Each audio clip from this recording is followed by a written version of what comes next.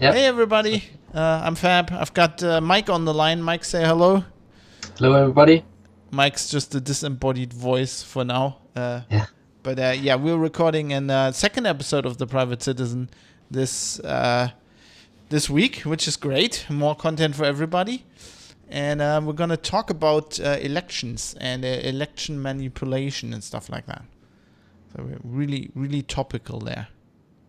It's definitely the thing for the next 4 or 5 days. Yeah. It's going to be hot and heavy here.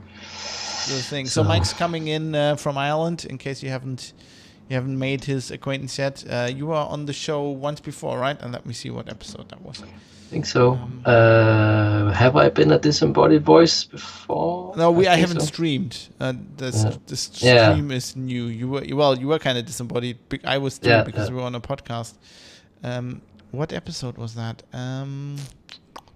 What were we talking about? I think we talked about journalism, wasn't it? Oh yeah, Journalism in Crisis, journalism. episode 28. That was on the 7th of July. Yeah. Oh man. Yeah. So what we're gonna do is I just explained this to Mike, but we're just gonna record the interview. I'm gonna record that with Mike because it's easier. And then I will edit in all the other stuff afterwards. But we're just recording that interview. And if you people that are watching live on Twitch, if you have comments, I'll keep an eye on the chat. That's what I wanted to say. Shall we start? Are you ready? Shall we do this? Sounds good. I'm just gonna share my 22-month sub anniversary here. Ah, wow, yeah. Amazing! Yeah, you're number one. You're definitely. I can click a thank you button. I think. Here we go. Yeah, and just like some of our characters in the play we're going to talk about, it's not a quid pro quo that I'm the best subscriber.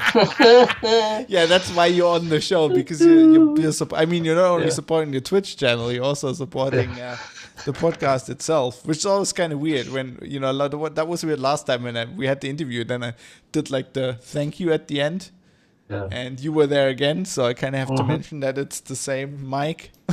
Otherwise, it's gonna be weird. Yeah, we'll probably have to say that on the show with the Quid Pro Quo. I like that. It's a good idea. Yeah. Okay, shall we? Go ahead. No, you go ahead. No, just keeping everything above board. Yeah, definitely. I have to practice what I preach here. Yeah. Definitely. So let's start. I'll do a little hello, and then we'll just take it away and just go right. And just talk about things. I have no idea what we're going to talk about, which is the best way to do these things. So I'll do an intro then. Hello, everybody. I have Mike back on the show. Hello, Mike. Hello. How is it going? It's going relatively good. We're having a lockdown from Monday. Other than that, it's great. How is it going in Ireland?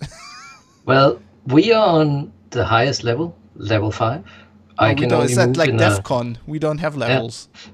I can only move in a 5-kilometer radius of my house. Seriously? And I can buy the essentials that I need in shops. And apart from that, I can meet one other household for exercise in a park or in a public place. What happens if there's no shops in a 5-kilometer radius? You are allowed to go to the shop you usually shop in if it's further away than 5 kilometers. But so it has to be. If I'm in London, I can go to the Waitrose I really like. If you always shopped in Harrods, then it's like, I have to go to Harrods. Yeah, something like that. Probably all makes sense somewhere. We don't have these. This is interesting. We don't have these levels. I always talk about this on the show, which I think because you're a listener. I like these regular these regional alternatives. We don't have a DEF CON mode. We just have Mutti saying, basically thumbs up, thumbs down. Yeah. She generally looks into a camera very displeased, and then if it gets really bad, she gives a press conference.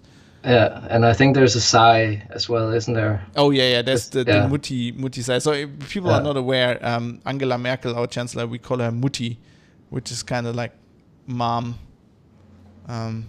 everybody calls her that. I don't know why that is. Yeah, we have to mention this. So Mike is also, I didn't mention that last time, but Mike is also a supporter of this show in many ways. And we have to point out that there's no quid pro quo happening here. It's all above board. Nothing to do with show. Being a top supporter and top patron at all or anything. No, nothing to do. Although you're not top patron anymore, I have to say. You're up there. Damn it. So if people don't realize this, this is kind of I've never really mentioned this, but the order I read out at the end, I thank everybody, is basically lifetime support. I just attached the... usually the PayPal people are just attached to the end because they're just one-off contributions and I kind of can't track that. But Patreon lets me track it. So I thought that was kind of fair, you know. Mm-hmm. So you have been overtaken. Oh, that's generally cool. also by people who want this lovely shirt that I have now. Oh yeah, the T-shirt. Yeah, which makes sense. So I'm anyway, looking at it now. Yeah, I should get one. I'm streaming this live, of course. I'm doing these things now. So we have. What are we gonna? We're gonna talk. So Mike is on the show because we said last time we were talking about journalism. I just looked this up. See, I don't know. I have to look these things up. This was episode 28. We talked about journalism, and I said we're gonna. I think on that show I said we need to talk about Cambridge Analytica and all of this. And we're kind of doing that today, except we're not really concentrating on Cambridge Analytica so much. It's more about the election in the US, of course. But it's kind of intertwined. So it's kind of the same topic, isn't it? It's kind of like elections, propaganda, things like that. Yeah, and influencing versus actual, because there's a very used word in British media, for example, where they talk about meddling in the election.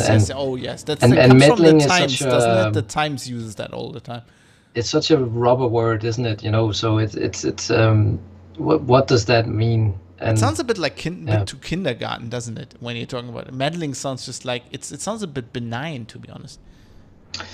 I think it's because it's hard, and this is what we talked about in the journalism section, that journalists are either not able to devote the time that they need to really get into things and dig and do proper investigative stuff, even though they want to.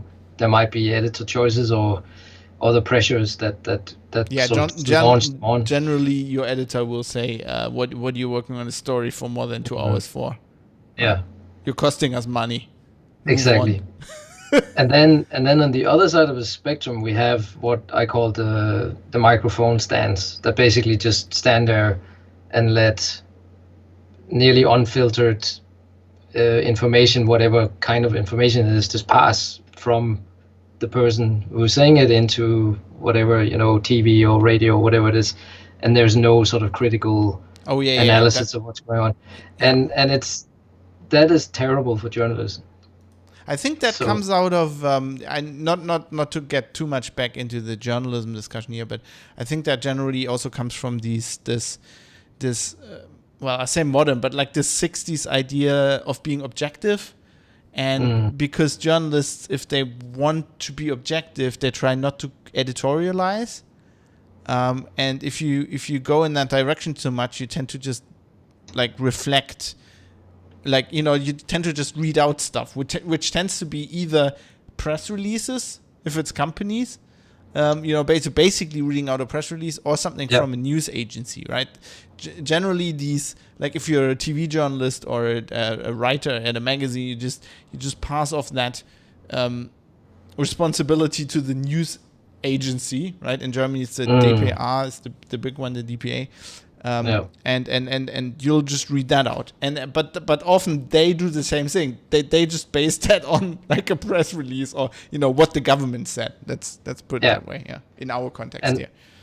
And that context will be relevant, I think, for the stuff we're going to talk about, because as we were building the show notes, obviously Fab and I have exchanged different things we want to look at, and there's a perfect example in there, I think, of that, but we'll come to it. And you will be able to follow along at home if you go to privatecitizen.press.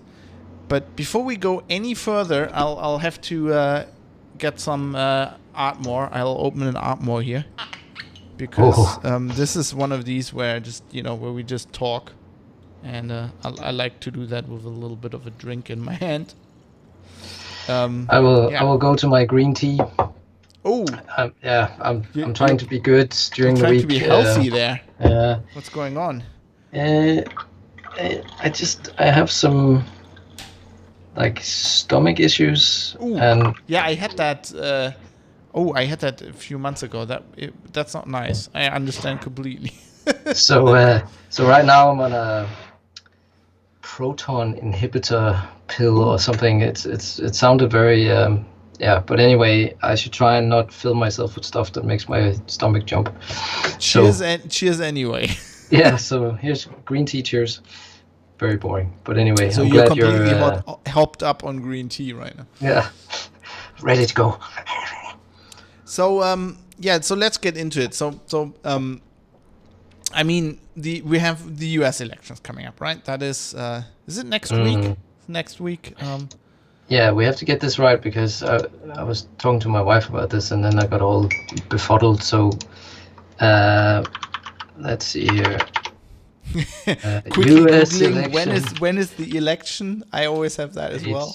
Like, but it's actually funny with the date. So it's Tuesday, November 3rd. So but it's interesting with this date actually because as we saw in the media recently, the voter participation this time is off the scale. Like at this point, what was it? 70 or 80 million people have already voted. But is that actually voter participation, or is this just more people voting by mail? No, it's also early voting because some states allow early voting, so you can actually go and vote early in person. I think that's just that's just early. I mean, early voting or voting by mail is kind of a new thing. I feel like for America. I mean, they had this whole discussion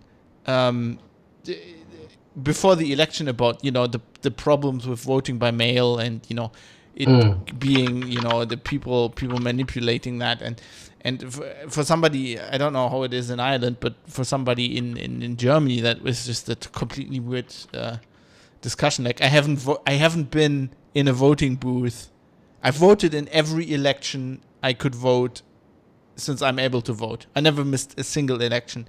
And I haven't been in a voting booth since I was like 18. Like at the first election, I think I went to a voting booth, and ever since then, I then went to university, and ever since I've been like just voting by mail. Although it's a bit different in Germany than in the US and in Ireland, I presume, because in Germany we have ID, government ID, and I have to register, right? In Germany, if you move, you have to register. You have to go to like a administrative office in the town you move to in the first 2 weeks, and you have to tell them your address. That whenever you change your address, you have to do that, so they know where you live. So we don't have anything like voter registration, right? You're automatically registered. If you're old enough, they'll send you like a card in the mail that you can take to the to the voting booth. But you can also mail that back, and then you get, you get paper. You can vote by letter, basically, by mail. Yeah, and like in Ireland here, there's no sort of really centralized system. You do have a personal identification number, and yes, you can go and get a citizen card, and that'll make it easier to get on to the voter registration. What's it called? Electoral roll here. Right. Yes, but I have other issues here because obviously I'm not an Irish citizen, so I can only vote in local elections. I have no other rights to vote, and then the European elections, of course. So, can you still vote in the Danish elections? No, so you're screwed. I'm persona non grata in both countries. In every direction. Yeah. So it's actually interesting because somebody like me, for years, I've had no say in the peoples who tax me and Yeah. make the And you laws should for me and all have that. a say, like, I mean, the first time we talked about, your name being Mullen Jensen, so being very Irish and very Yeah. Danish. Like, from your name alone, you should have a say in both countries. To be honest. Yeah. I mean, the Danish part I can kind of understand. I've lived outside of Denmark for 8 years now. It's probably beginning to be a bit sort of, okay, I'm not coming home again, and this is my forever home, so on. But then you should be able to go, okay, I'm not going to exercise my right where I'm a natural citizen, but I'm going to stay in Ireland. I've paid taxes here for 8 years. I would like to have a say in who makes my laws, What that kind would of you thing. have to do to get voting rights? Naturalization. All right, okay. So Same in basically, I Germany, think to it be costs honest. about 2,000 euros to apply for that, and then you have to go through like a swearing in Do you have to process. take a test? I think there's some kind of test or something. In Germany, you have to take a test. Yeah. Is it like they just give you a bottle of Irish whiskey? Yeah. And you have to Here, drink how it. quickly can you empty it? Yeah. And will you fall off your chair? Yeah. And then you have to start, like, you have to sing at least one song by the Dubliners. Something like that. I must look it up. Maybe I can choose between the Dubliners and I don't know, Riverdance or something. If I can just do the first steps of Riverdance. So I have actually seriously considered saving up for this and just going, right, just make me an Irish citizen so I can bloody well get my vote for the Irish Parliament, right? But it's just one of those things where you're going like 2,000 euros. And I in a way, I kind of feel like, and this is some kind of suppression of votes, isn't it? That you don't want this kind of riffraff from Denmark coming in and starting to vote. Foreigners, So yeah, interesting. Yeah, that's the thing. But let's get back to the US. So you were saying that that there are a lot of people voting. So in 2016, they had 58 million pre-election ballots cast by the election day, and at this point now, or more precisely 4 days ago, they passed 60 million. So that's what did you say 6 before? So that's tenfold increase. No, 58. So 58 at election day. The day, and now they have 60. So they already have now, and there's still some days to go, and they passed 60 million 4 days ago. So it's not a bigger increase, as I said, but it's an increase. Yeah. No, but the thing is, if you get up to 70 million, and your last one was under 60, I mean, that's an indication that this is going to be a whopper turnout-wise, right? So let's get this out of the way. Who do you think is going to win?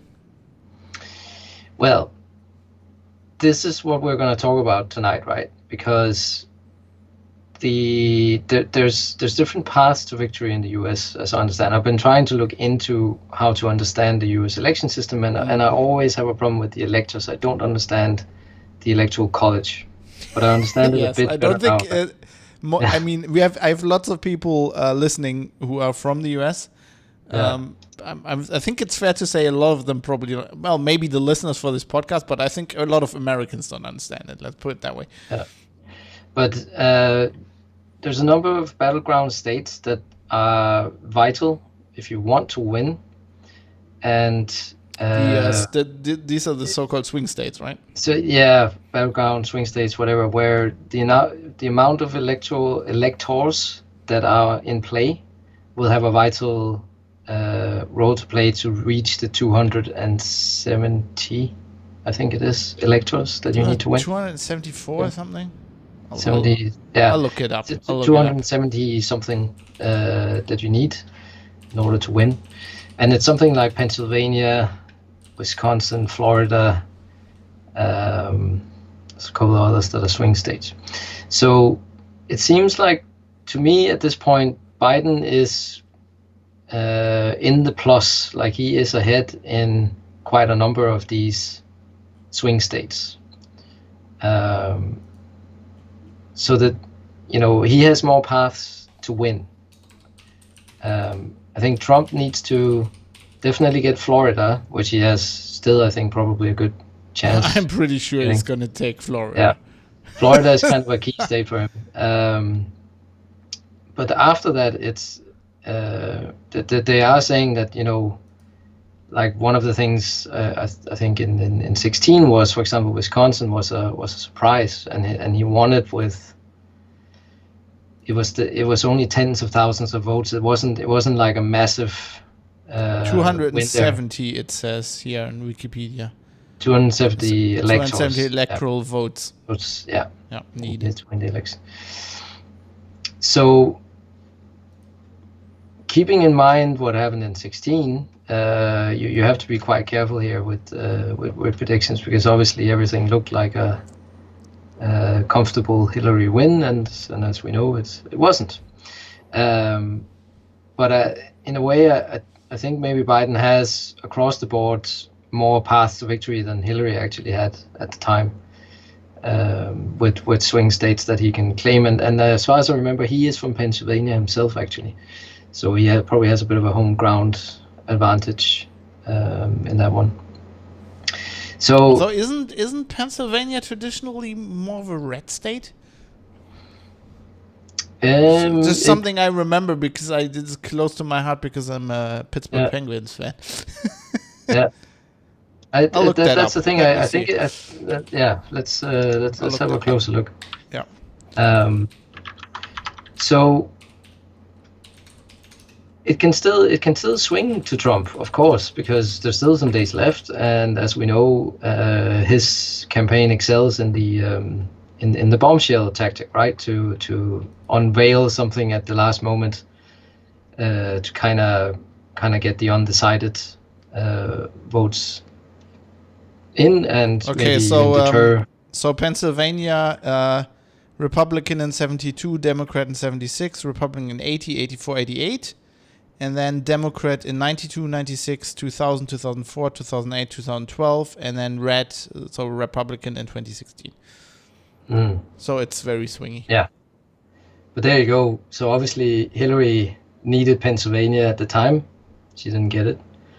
And it would be interesting if you could get the, does it say in 16? Yeah. So you can see the numbers are very tight there, right? Like it was a very, very tight it's very outcome swingy there. And that's the whole thing that we're going to talk about tonight, that Trump sailed into the White House on a lot of very marginal votes, actually. It was a comprehensive victory, but it's because in the states, he was able to swing it with maybe 0.0 percentage points of the votes in some of those states, right? Yeah. And that's important. You have to remember that. Because, and this is why now with the electors, I understand it better, that the states, they are like a country in a way, right? So when they are electing their president, they're also electing their parliament in that state. I know it's called other things, but like house, state house, or whatever it's called. You know, so their local legislature. But for many intents and purposes, at least in my head, it's like a separate country, right? So they have their, lawmakers they have some sort of independence to make laws for that state, and then of course they're part of the federal. I mean, if the way to look at it is, if you're European, it's kind of like what the European Union, like what some people want the European Union to be like. They always say that's not the goal, but there's a clear path to that. If you would basically get rid of sovereign nation states, right? So if Germany wasn't a sovereign state anymore, if Germany and France and Ireland and all these countries would be kind of states inside the European Union. And then you would still vote on your local government, but there would also be like an overarching election for whoever runs, the EU Parliament, basically. Yeah.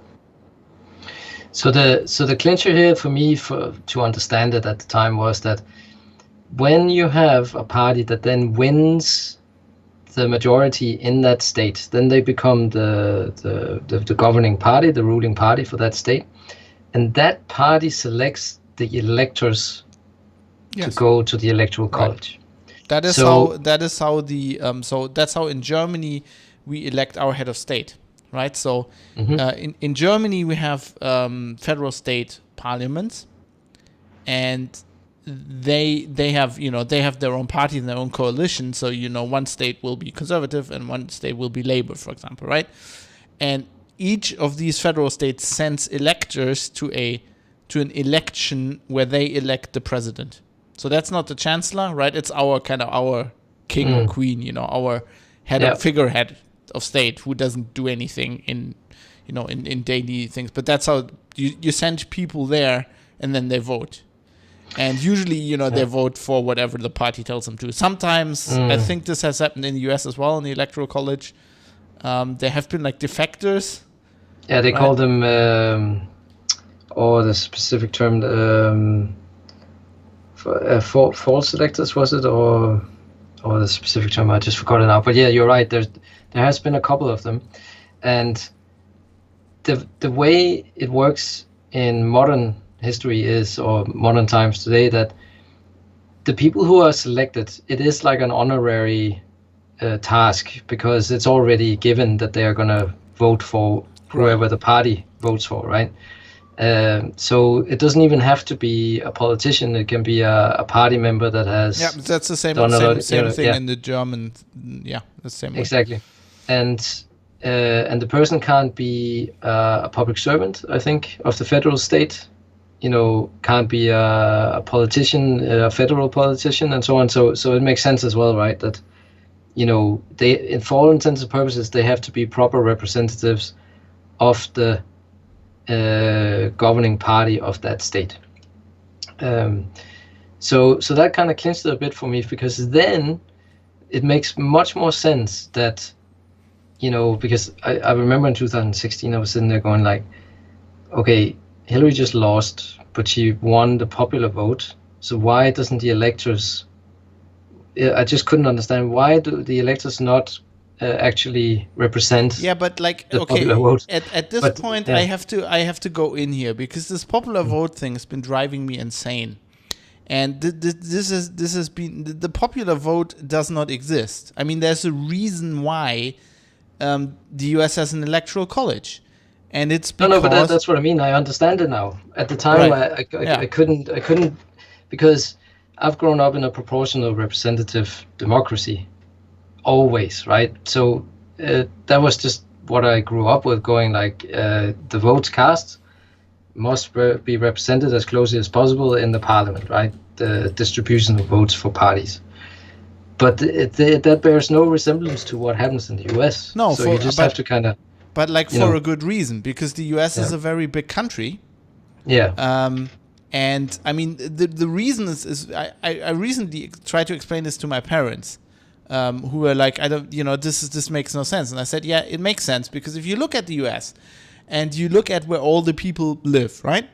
It's California and the East, New York, New England, like those states on the coast there, and then California. And so if they just went by population, those states would always get their way, right? Yeah. And so you have states that are highly populated, because they're basically metropolitan areas. A large part of California, LA itself is just huge. Would basically govern all the other states, and then you have people in the Midwest, people in Kansas, in Texas. You have all these states who are just not as densely populated, who would always be dominated by these other states where people live completely different, right? And then they would make policy, a policy that you think. So if you just a very simple example, if you live in New York or California, you might think that, okay, we're switching to electric vehicles, let's outlaw all petrol cars, right? And if you live in New York, yes, you can take the subway everywhere, right? If you live in LA, you can take your Uber everywhere. If you live in the middle of nowhere in Texas, there is no public transport there, right? You need you might run a farm, you need a diesel car, right? Stuff like that. And that's why that system exists. And I understand what you're saying, because as a European, this is really hard to understand. But then if you put like a map of Germany or a map of Ireland over the United States, you realize like how small we are, like how diverse this. I mean, it's like, what is it, the third or second biggest country in the world? You know, it's huge. And they're very different people there. So I actually think it makes sense. I just never understood why, like in 2016, suddenly this popular vote thing came up. I mean, I understand why it came up, because Hillary lost and everybody thought she would win, and the Democrats were upset, but like they weren't upset when they won in the past, in the same way. Know what I mean? Yeah, but that's why they're swing states, right, or battleground states, as you just said there. That's they do go back and forth, just like a country. Right. Yeah.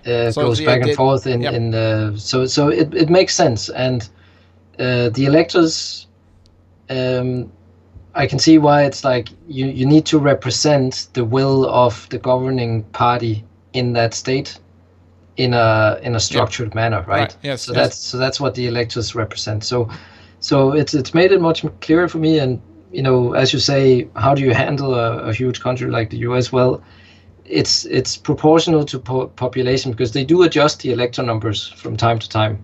Yeah. I think it's every 10 years or something like that. I mean, we have the same thing. I don't know how it's in Ireland, but we have a similar mechanism. I mean, we have it's largely representative. There's some weird things with seats, right? Basically, it's in Germany. It translates to seats in the Bundestag, right? In the parliament. And there are some things there where they adjust those. Because you have large metropolitan areas where basically more like that many people live in the city, and there are more people to that one seat or two seats or what. But like if you divide it, like there are more people to one seat than somewhere in the countryside, in Brandenburg or where nobody lives basically. So they keep adjusting that. So I think it's the same thing. Yeah. It's just different in the UK, I think, because you don't really like. It's really. I mean, I can't talk about Ireland. I just know about the UK, right? In the UK, it's very strict. Like I think they never changed that because it's all very historical, and I don't know how's it work in Ireland. Ireland is proportional to a degree. It's called something. It's like a hybrid. So basically, you count the votes the first time, and whoever has the most votes then wins the first seat. If there's, usually there's maybe like 4 or 5 seats per county, something like that. And then you check those votes out, and then you count again, and you see, okay, who has got the second amount of votes, and then that seat is given. So there's this kind of reiteration as well, where, and this is important, when you vote in Ireland, you give a preference vote. So you put 1, 2, 3, 4, 5 or whatever next to the people. So when this sort of recounting happens, if you don't get your first candidate because they maybe only got 200, but you then had a second preference vote, which was a very popular candidate, but you didn't want to vote first for them because you wanted your mate or your neighbor or whatever, something like that. You wanted them to be your first choice. But at this point, then they're gone. There's a recount, and then, okay, your second preference vote then gets in with what you have said, because that's it gets counted into that. That's the major candidate. Okay, so that so there's this sort of there's this kind of like recounting well. Going on, because they have to go through all of your choices as well until there's been a, like, you can put a 1 on and just keep it at 1, and that's it. Then obviously if you just voted for a minority candidate, then that person probably didn't get in. Or you can sort of distribute your votes according to your preference. And it might still have an impact, but you might not get your first preference, but you will sort of impact the election on votes given for other candidates. But let's get back to the US generally. Yeah. I mean, so what I'm just getting to, I think, where you're going. Let me guess. No, but let's like there's an article here, right, written 2 days ago in Financial Times. Called Donald Trump's path to victory runs through Pennsylvania. So basically, Trump himself has says, we win Pennsylvania, we win the whole thing. And he did 3 rallies in Pennsylvania. Sometimes they only do 1, right? But he's gunning for this one because this is one that has the lowest lead for Biden. And and as you showed earlier, this was the one that swung from being quite blue for a couple of decades, and then went red in 2016, right? Yep. So he needs one of these. He definitely needs Pennsylvania or a similar one to swing. But the problem for him is at the moment it looks like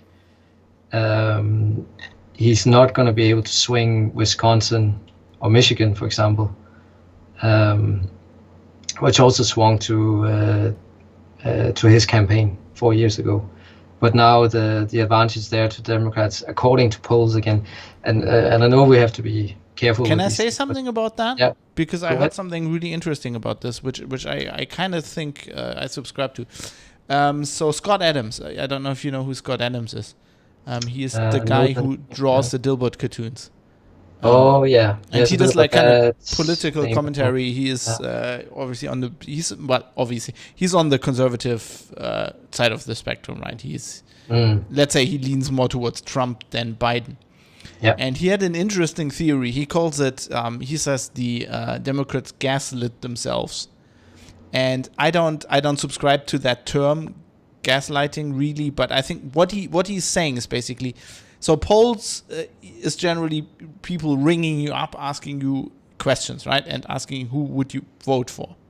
And his theory is that because the Democrats have condemned Trump voters so much, and the press, keeps talking about Trump voters, and that not very flatteringly, that generally, I mean, there's this picture of a Trump supporter in the MAGA hat, the hillbillies.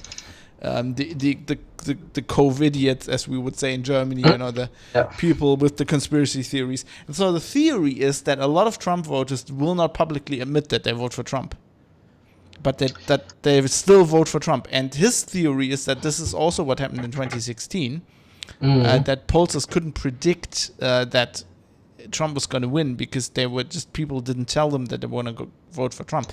I think this is a very I think this is a good theory. Yeah, there's certainly an element of that even in a fairly anonymous call, where it shouldn't. It depends on how you understand polling and stuff like that. But I can imagine why some people are going. These are maybe paranoid people, or also how do you know that the people ringing up is really Gallup, right? Yeah. Or why would you admit to voting for Trump if you think that people there's definitely a phenomenon where people vote for Trump and they don't tell their boss or their colleagues at work and stuff like that. Why would you tell anybody on the phone? I mean, there's nothing in it for you, right? I mean, there's definitely some people who will say, yes, I'm proud I vote for Trump, but I think there's a lot of people who might sympathize with some of his policies, but wouldn't publicly admit to that. I think the pollsters themselves are saying as well, because obviously they got a real hammer to the face, didn't they? They did not a good job last time. They talk about how they didn't put enough weight on white working class men in their sort of prediction scales, and they're also putting in now education and sex and race. And which is interesting because that would be, as far as I understand, that would be illegal in Germany. But in a country like America, I couldn't understand why you already weren't doing that. You know what I mean? Because as the last 4 years have shown, everything is just cracked open, hasn't it? All the social divisions and And everything. I would say, just from my perspective, I mean, I've talked about this on the show. I did an episode on Black Lives Matter, and what I think the United States, and I don't like the term racist, because I think personally, when you say racist, you're subscribing to the fact that it's kind of the term the Nazis invented. The Nazis, I mean, they didn't came up with the idea, but they popularized the idea that there's races in, human beings, which is bullshit. But I think America is, like, in popular language, you would say very racist. They put a big stock in, you're black and this is your community, or you're Asian, right? This is not, I mean, because one thing, it's a very diverse country. But like I've always failed to understood, if I was black in the US, let's say, right?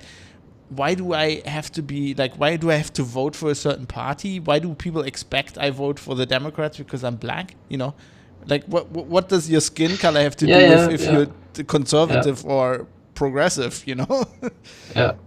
I think there's something about prejudice there. You could probably talk about prejudices where the US seems to be a country of polarizing and some pretty hefty militant prejudices, right? Where you could say, like, I think European culture is more, it's sort of more of a sub prejudice or something where at least in the past, I think we're just more divided into countries. We're nation states. So I think if we were all, I do think, I mean, you see it in the European Union. You that's why Brexit happened. You see English, I'd say English because I don't want to, already almost called you being part of the UK again. Well, I did notice, but I didn't say anything. No, you can call me out on this. This is important. But I'd say English nationalism, or you see French nationalism and German nationalism. You see these rivalries, right? Just imagine we were all one state, one actual nation state, right? And the European Parliament was an actual parliament, and we'd be in there voting with the French. There would be these prejudices, between the Germans and the French. Yeah. I think that's why that is. I'm not saying it's. I'm not attacking the US for being that way. I just think they are that way. Yeah.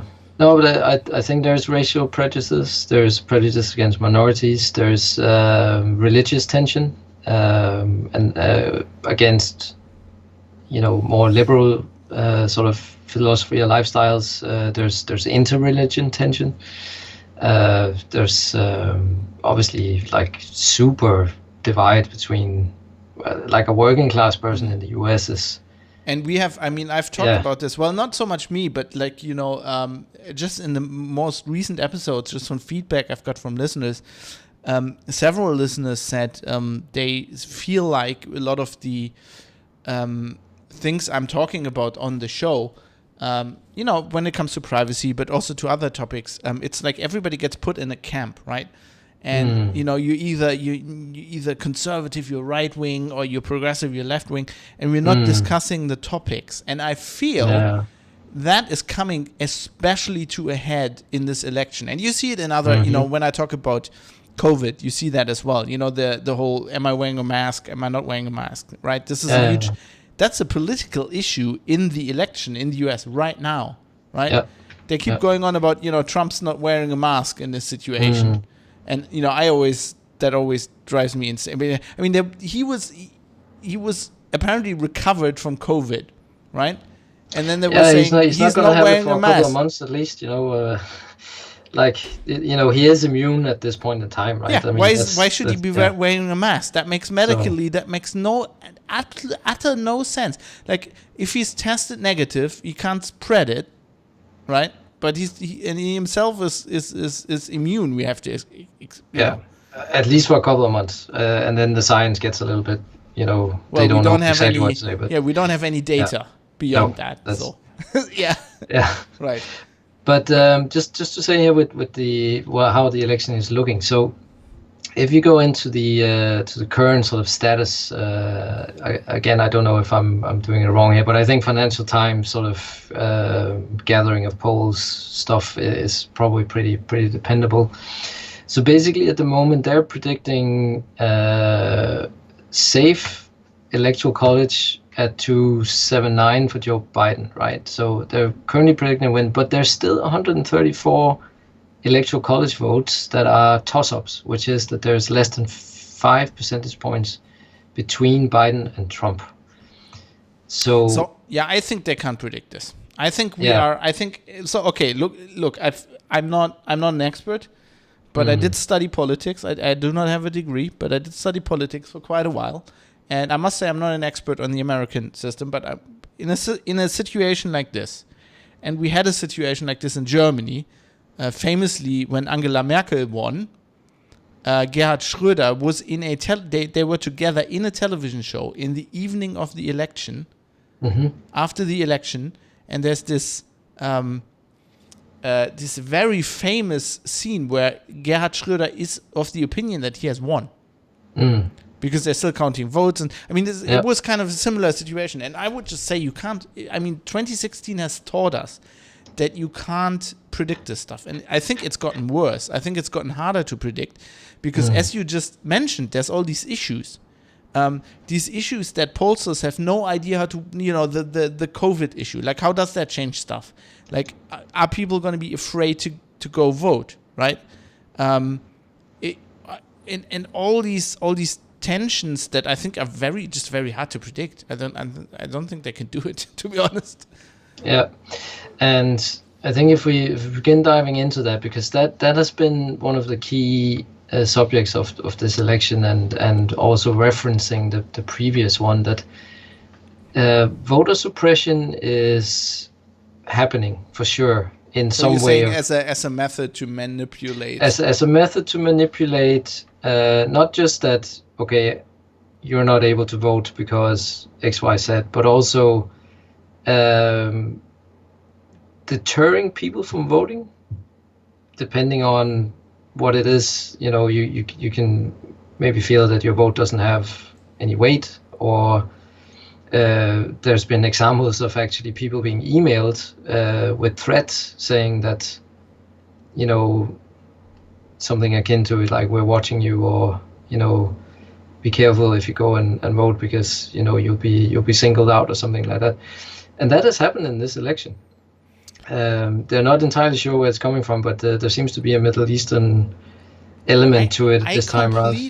I must admit, I do not understand this. Like, first of all, if that would happen in Germany, I mean, it must have happened in the past, but not at scale, right? It would be investigated. It would be highly. I mean, the internal intelligence service would, the Verfassungsschutz had to investigate this because this is a constitutional issue. It would be highly problematic. I mean, I wouldn't even begin. And as a European, I think, like, if you're in the States, right? How could that deter people? I mean, in the States, in many states, I could probably take my gun to the voting booth, right? Yeah, and you have a point that obviously it depends on the person reading it, right? But this is again the subject that I want to sort of bring out, that it doesn't matter if you target 10,000 people, that you only deter 200 of them. Right, that is phishing, right? You send that out to 10 million people, and the 100 or 1,000 people that will click on that email and give you your password, that's enough, right? And but if you're in a swing state, and we're talking 0 point something percentage point to win that state for either candidate, if you deter 2,000 people through various means, then you make sure that some of the postal ballots can't be counted because there's some kind of administrative error on them or whatever. Take a couple of thousand out of that as well. Make it more difficult to vote early. Reduce the amount of polling stations or whatever, things like that. And this is in the power of the states, the governing party of the states, right? That they can do different things to actually massage things a little bit, where it's not going like, no, you can't vote, but you can do things to deter and make it more difficult if it's looking like you can maybe swing it one way or the other, right? Okay, here's I'm going to make this point at the very beginning. and head you off a little bit, although we'll keep talking about this. But here's my general point with this. So I did the second episode of this podcast I ever did was on the incredible insecurity of many parts of the American voting system. You know, the electronic voting system. So my question is if I was, let's take the theory from 2016, if I was Vladimir Putin and I wanted Trump to win, I'm playing devil's advocate here because I actually don't understand why Putin wants that, but let's just think, let's buy that for the moment. Wouldn't I just send some people over there or we probably wouldn't have to send over there, you could probably do this remotely. Wouldn't you just hack the voting machines? And there's so many vulnerabilities where you can just hack them without anybody ever noticing. Yeah, but see, what the theories are here that not to hack somebody pressed the button for one candidate and then the result is changed, because that would actually be, as far as I understand, that would be more difficult to hide. No, right? What you would do is, you can do that with many of these vulnerabilities, is that the person goes into the booth, clicks on a button, gets a confirmation. Let's say they vote for Biden, right? They get a confirmation that they voted for Biden, and then get they get that confirmation, and then the machine reports they voted for Trump. Yeah, so there's a switch on the user interface, right? Rather than either that, you can do many things. Yeah. Like there so are the user machines that actually made. There are machines that print out a paper slip that you then take, so that defeats some of that. There are ways to manipulate that as well, but there are definitely a lot of machines in a lot of states where you can just do that, probably. Or let's say the hackers that have like a hacking village every year were consistently able to do this for the last 5 years with many machines that are being used in the election we're talking about. Yeah, and I think when you say you don't know why Putin would want that, and in a way I do subscribe to the thing that I don't think there is a Putin sitting with a white cat in his office in Moscow and sort of pulling the strings. Oh, I buy that. I completely buy that. He doesn't have a white cat, but like he is. He is ex-KGB. What people who have studied his methods say that it's very much he sets out strategic goals, and then he sort of hands them over to his lieutenants and his oligarchs, and there is definitely like a firewall between that, because obviously that's the whole thing. That's basic intelligence service. So there's a lot of sort of roundabout stuff where things get handed over and spread into other countries, and that becomes the place where the activities happen in order to do so. For example, I think, wasn't it some of those troll farms were set up in Estonia, for example? And Ukraine as well. Like Ukraine is a perfect example of a place where. Which is quite hot, and a lot of stuff has happened. And but what I'm saying here, what I'm telling you here is, I completely buy that he wanted Trump to win in the last election, because he wouldn't want Hillary to win. Because I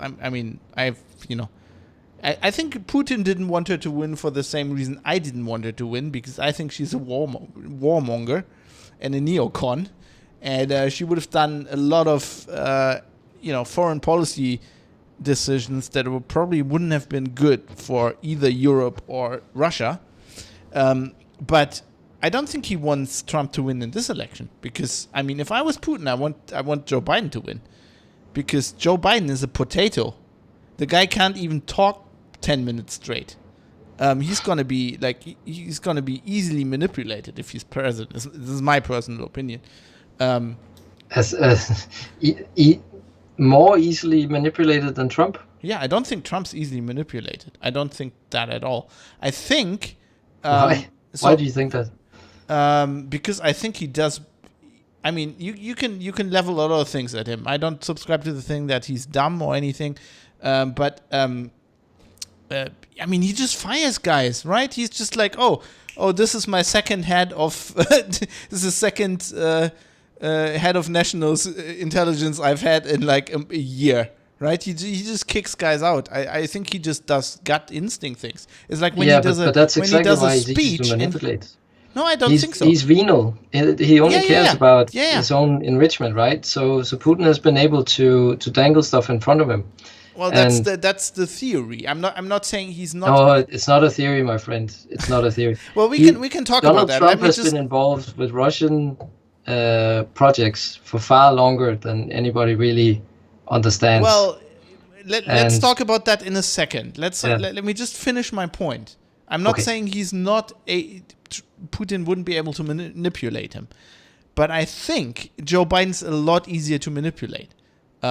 Because I mean the guy is clearly not. I mean, half the time he doesn't know where he is. He gives a speech and he tells people he's running for Senate. Right? He gave a speech like 2 weeks ago. He's running for election as president of the United States, and he introduces himself and says he's running for Senate.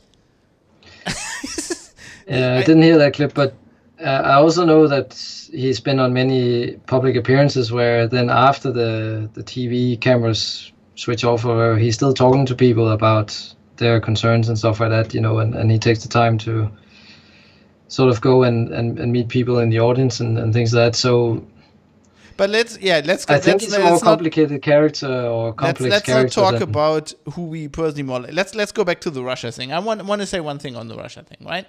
Mm-hmm. So,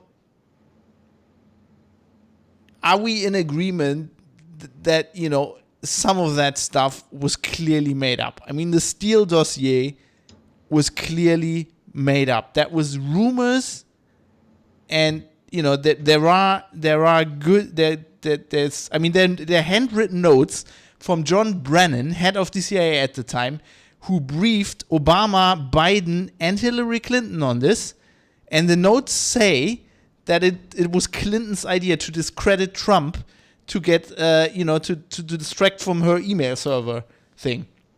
Where are these 2016 notes? Can you show them? Well, I can pull them up. Now the thing is, no, I need to see them now because I've never heard of that. And you've never heard of the Brennan notes? Okay, so no. the counter theory is that these are quite heavily redacted, and that Trump's spy chief published these. Wait, this is probably, I'm just pulling up some random website. I just actually need an image. Okay, you can't read his handwriting. But you can see they're heavily redacted. So Brennan himself said this was actually never what the notes say, but like this other guy, what's his name? Ratcliffe, Trump's head of national security who did classified these, heavily, like they redacted them in such a way that, as you can see, lots of stuff is redacted, that they make them sound, make it appear that he said it says something in these notes that wasn't meant. Right. I mean, so at what point is this, and what are they talking about? So this is what they are talking about. So there was an operation called Crossfire Hurricane. So it's alleged, right? This is a meeting between Obama, who is president at this point, Hillary Clinton, who it's 2016, who's running for president. Obama's obviously going out. Hillary is running for president. Biden is there. And this is Brennan. So this is Obama's CIA chief, who's briefing them on. I can probably read this out. I just need to find the thing. So this is trigger warning. This is Fox News. Director I would go like. Director of National Intelligence John Ratcliffe on Tuesday declassified documents that revealed former CIA Director John Brennan briefed former President Obama on Hillary Clinton's purported, quote, plan to tie then-candidate Donald Trump to Russia as a, quote, means of distracting the public from her use of a private email server, end quote, ahead of the 2016 presidential election. Fox News has learned. Radcliffe declassified Brandt's handwritten notes, which were taken after he briefed Obama on the intelligence the CIA received, and a CIA memo which revealed that officials referred to the matter to the FBI for potential investigative action. Now, Brennan says he briefed Obama on a Russian misinformation campaign that claimed that this was a plan by Clinton, right? And that it's just redacted in such a way that it reads like the plan was actually from Hillary. Which plan?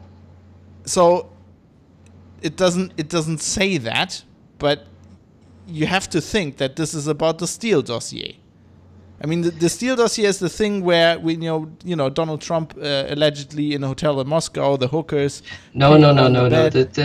That's the tiniest little bit of the Steele dossier. The Steele dossier is about a lot of other stuff. Yeah, but it's so completely that's what been people picked discredited. up on, right? It's and the whole hooker story and sort of, it doesn't matter. That I really don't care if. Yeah, but the thing that whatever I just gave that example so people know what we're talking about. The problem with the Steele dossier is that the FBI got basically a Russian source they knew, and they admitted to this. There's been an investigation in this, I think, wasn't it in Congress? Right, Fab, sorry. I You're was reading something off Fox News. You can't say this exactly this is not off Fox News. But you're going. I can't see what the redacted stuff means, but there's supposedly a plan by Hillary Clinton, which means that the whole thing was just a hoax. I'm sorry, that it doesn't work like that with this. The Steele dossier talks about how Donald Trump has a lot of stuff going on in the past where he wanted to do business in Russia. Specifically, he wanted to build a Trump Tower in Moscow, right? So he was running the beauty pageants at the time, right?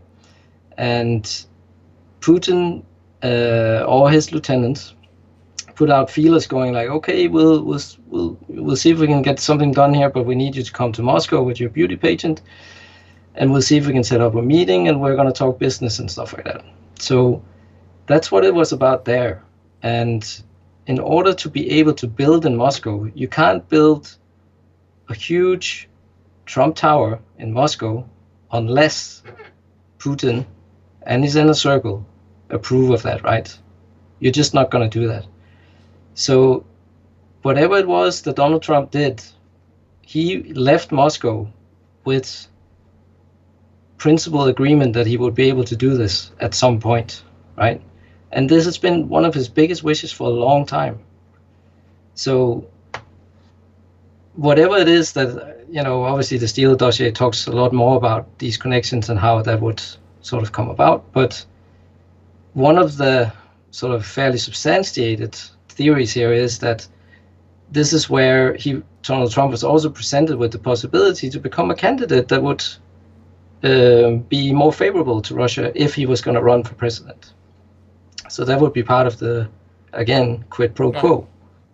So I think you need to spend a little bit more time on the Steele dossier, because I know that there's been a lot of right-wing media, and especially Fox News and so on, trying to discredit it because they turned it around to go, oh, this was based on illegal monitoring of our campaign and things like that.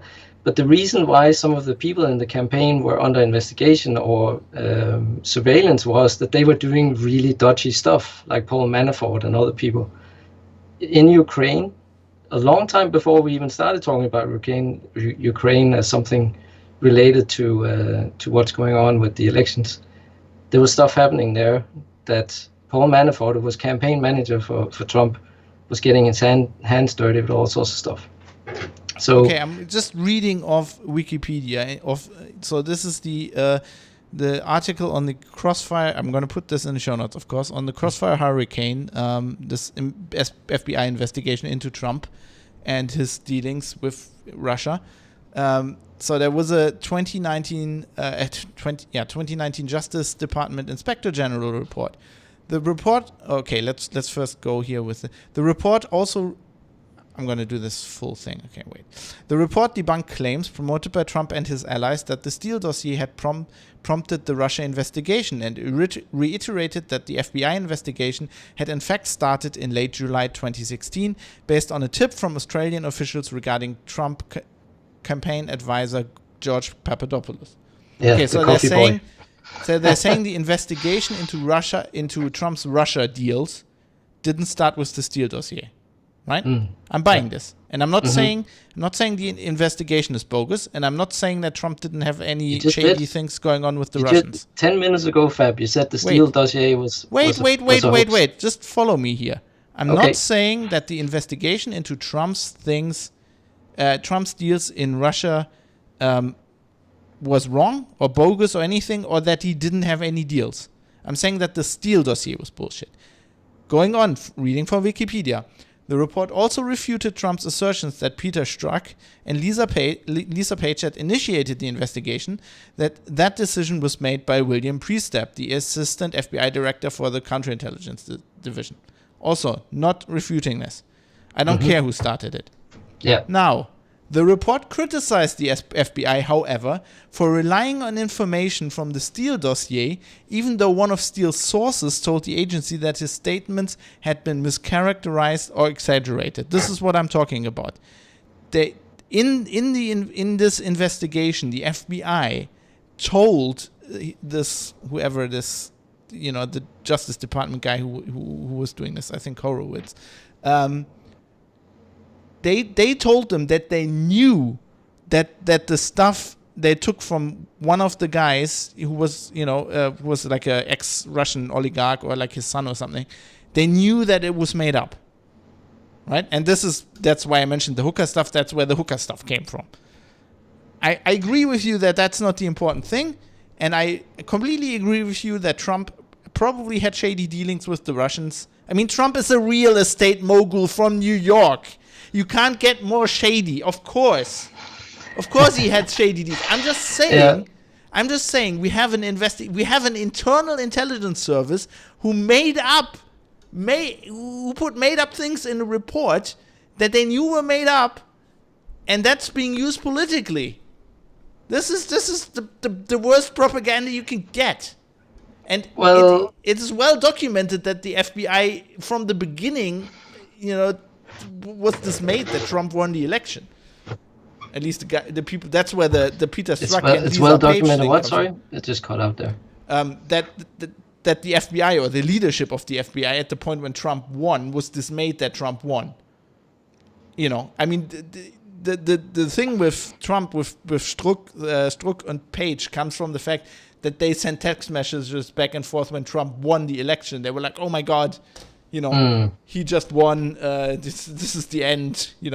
Yeah, but then you also had a New York bureau of the FBI that actively helped to get these emails off the laptop or server or whatever it was. What was the story again? Yeah, so there was a Trumpland FBI group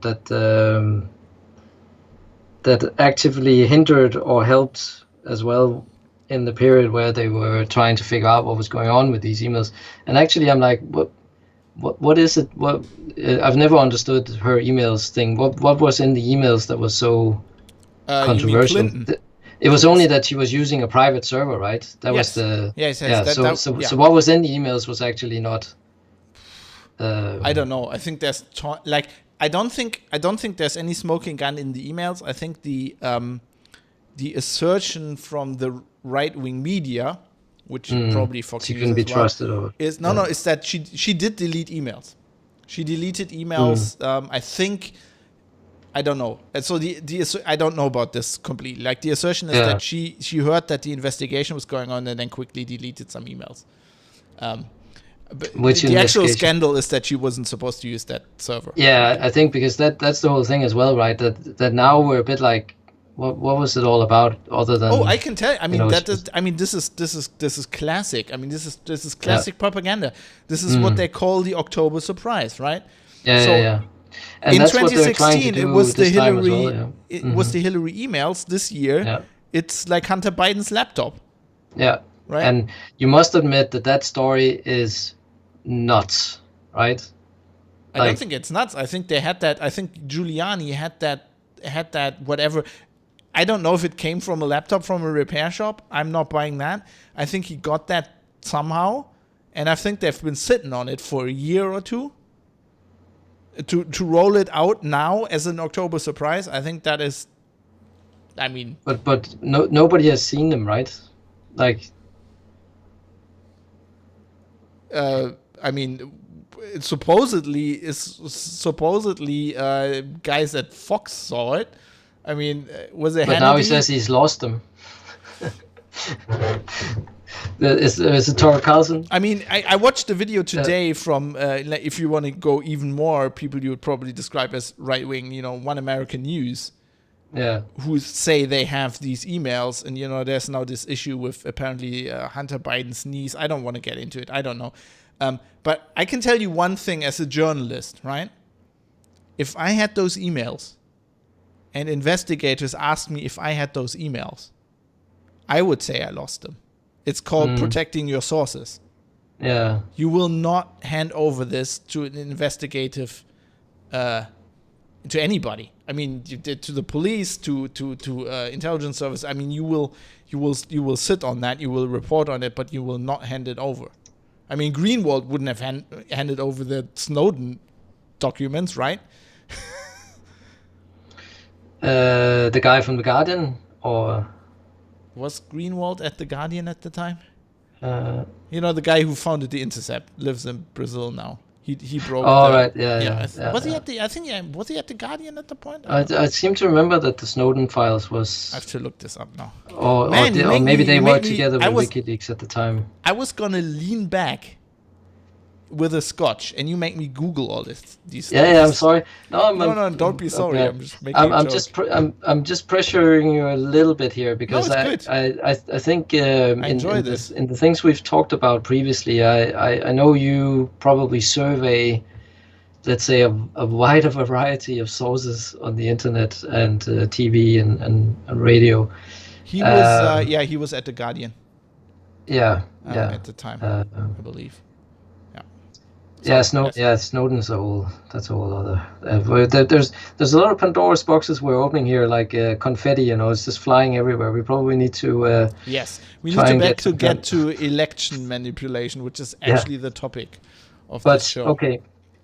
And I'm going to tie it back at some point to Cambridge Analytica and to technological stuff, because that's where the privacy angle comes in. That's what this podcast is allegedly about. Yeah. Okay, let's see. Where should we? Because the thing I would like to sort of make clear here is that we're kind of thinking of 2016 as being kind of a real earth-shaking landslide year where things just went different than a lot of people expected, right? Okay, let's keep it at neutral and all that. I would put it this way. I think 2016 is when, for the first time in history, the digital world really intersected with a major election, right? Or politics in a way. Obama is thought of as the first president who used Twitter, and who had I think he had the first digital advisor, and Obama kind of got elected at least the second time with a social media campaign and stuff. I mean, that helped a little bit. We don't know how much, but I think 2016 was the first time when the digital world really collided with meat space. Yeah. And I'm sorry that we will probably get into Russian space again and stuff like that, but don't be sorry. Yeah. Right. Okay. So Cambridge I will be very Analytica. interested what our Russian listeners say to this. But yeah. Yeah. No, this is like a spaghetti sort of investigation that it's hard to follow. It's really difficult to keep track of everything. But a lot of Trump's success in 2016 has been attributed to sort of a media mix that was cooked up by Steve Bannon and other people behind him in the campaign, right? That they were using, as you say, the intersection of digital media and traditional propaganda and TV ads and so on became a cocktail that just shook the political landscape. So Cambridge Analytica became quite famous because that was a company founded by Steve Bannon and Alexander Nix. Now, Steve Bannon is quite well known. He's let's say, he started out as a fringe sort of right-wing thinker and influencer, and has written a lot of sort of works on how you have to disrupt things. You know, you have to destroy society structures and political structures in order to be able to build them up again in whatever way you want it. He's quite critical of China, for example, and probably influenced Trump in many ways, in this sense that, you know, the way Trump has sort of turned international trade and trade relations on its head and going like everybody's taking advantage of us and so on. And a lot of this came from Steve Bannon, which was really like, you know, going, we are not powerful enough in the world anymore compared to where we should be. And his point was to basically make America great again. That's definitely came from him. He's also affiliated with you know, very, very right-wing sites as Breitbart. Yeah, I think he founded that. Yeah, he was co-founder. I don't think he's involved with Breitbart directly anymore. He's sort of. By the way, reading of Wikipedia here, I object to Breitbart being far right, at least in a German sense. I mean, okay. Sorry, that is not this. far This is right. from a US angle. Yeah, definitely. But like for their angle, in the I don't want to derail you again. I'm sorry. Just very quickly, I have to talk about this because this is my pet peeve. In the US, you can walk down the street with a swastika. So you'd imagine that they're actually far right sites would actually use swastikas, right? I mean, well, they have a lower level called the Daily Caller or the Daily Stormer or something like that. The Daily Caller, yeah, that is the Daily Caller is that kind of sewage level of sort of neo-Nazi stuff which Breitbart is the level above. Like they wouldn't, I suppose, go to that. I would call them, they're right wing, yeah, definitely. Yeah. Not far right in my understanding of it. But right wing nationalist, I would take Breitbart to be like, you know, and they were more of like a fringe thing, but obviously have, with Steve Bannon's influence, been able to get a little bit more into sort of traditional media, if you call that, or I think I agree with you on, like, if you listen to Trump interviews from like the 90s, his thing seems to be that the US is being ripped off by Japan. It was always very anti-Japan, so at some point it turned to being anti-China, which I think is logical. I mean, so I would attribute it to the fact that Japan really ruined their economy, or the Japanese economy really is ruined itself pretty much, and that China is the big adversary. But, you know, I completely buy if you're saying that Bannon influenced him in this direction, I think that is believable.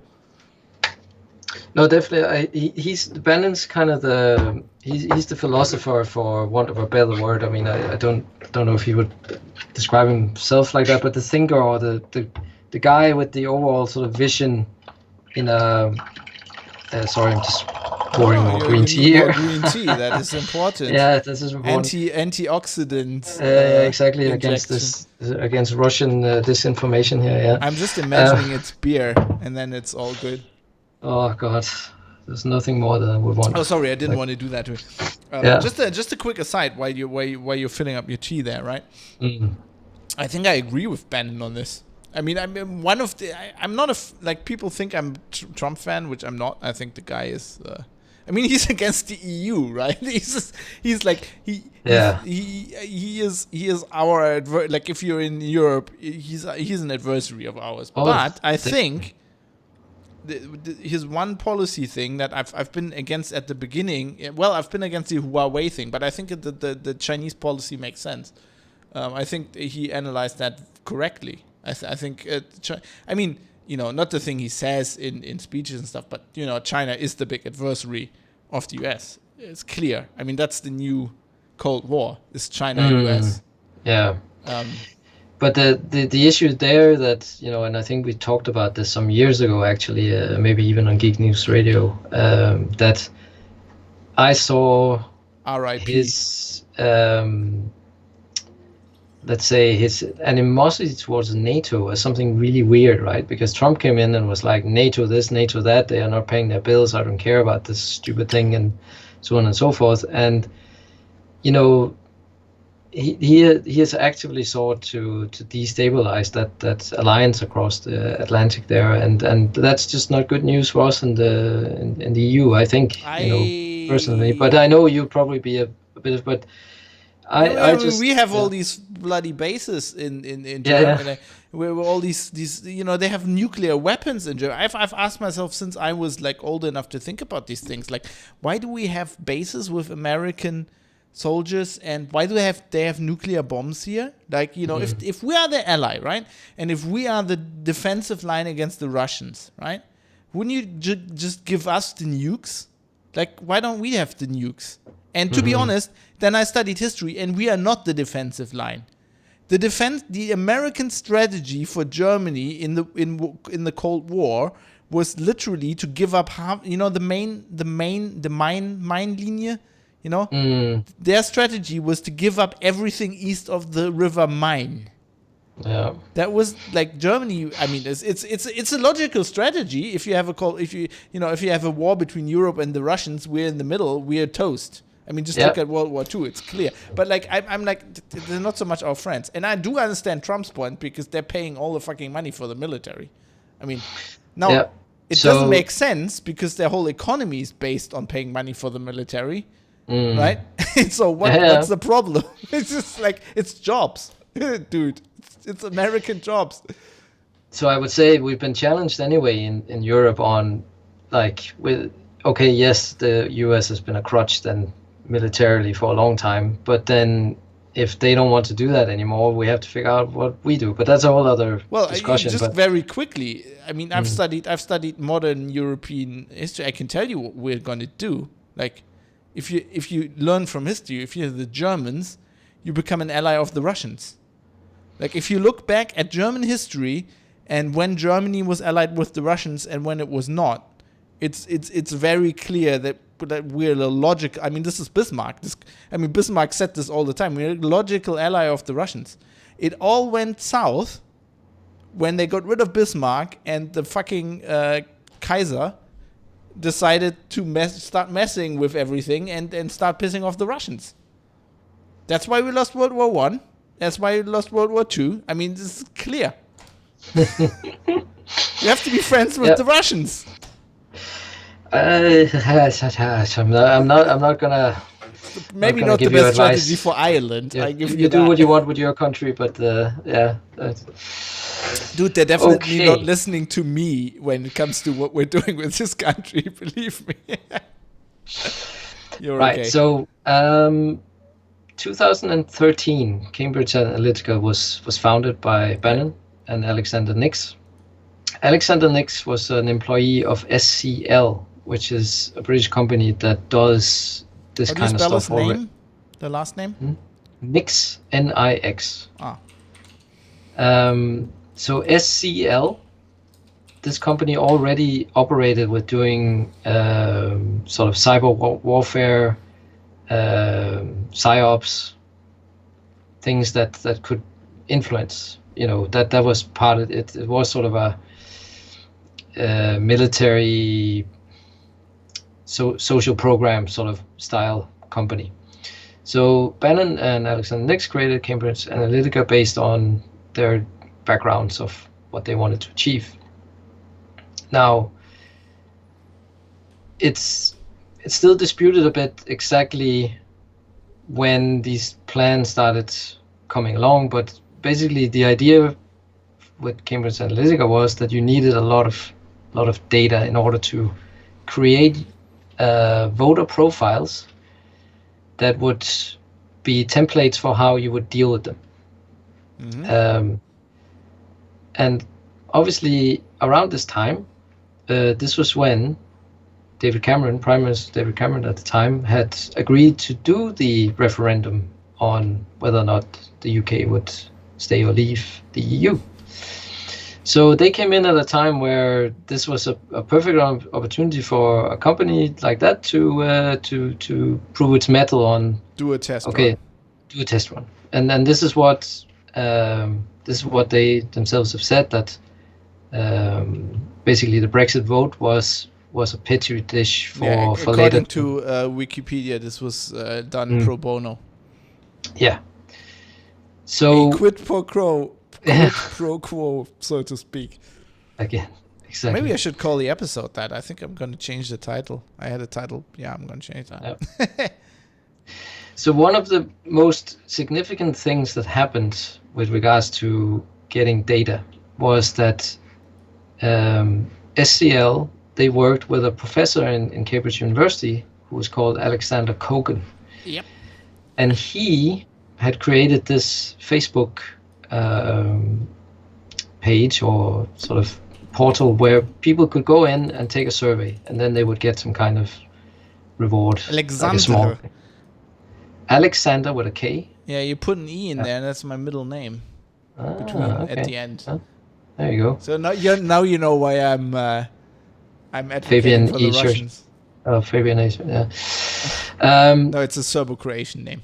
Just for the record. Anyway, sorry. Go on. Yeah, I'm I don't know, 1/16 Polish or something. So basically, this app that he did in Facebook was able to, once you agreed to take a survey, it scraped all your information, your interests, your connections, photos, and this this was at the time. Well, it is illegal. It's not allowed under Facebook's terms of service, but Facebook apparently knew this and just let it happen. Exactly. But this was back in 2014, where this data was being scraped through Alexander Kogan and probably also other sources. We don't know the extent of what has come in, but there's definitely other sources like Aaron Banks and those type of people who are also sort of close to the Brexit vote because they were supporters of UKIP, and then later the Brexit Party with Alexander Farage. Aaron Banks had an insurance company, and it's, as far as I know, it is proven through the files that it's most likely that he handed over personal data from his company that had done insurance quotes, even not even just insurance policies, but quotes, like you signed up to get quotes on the internet. So there was probably a quick interjection.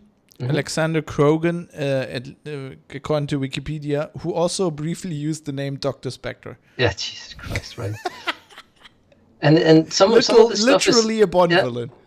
Some of this stuff is like, it does seem like it's come from the Twilight Zone, right? We're part of a TV show or something, because some of it is bonkers. It's absolutely mad, right? But this happened, so they were able to create sort of voter profile. He's just a nerd. I mean, look at him. I'm just Googling. Yeah. He's just a nerd. He likes Bond movies. Yeah. I mean, look at that guy.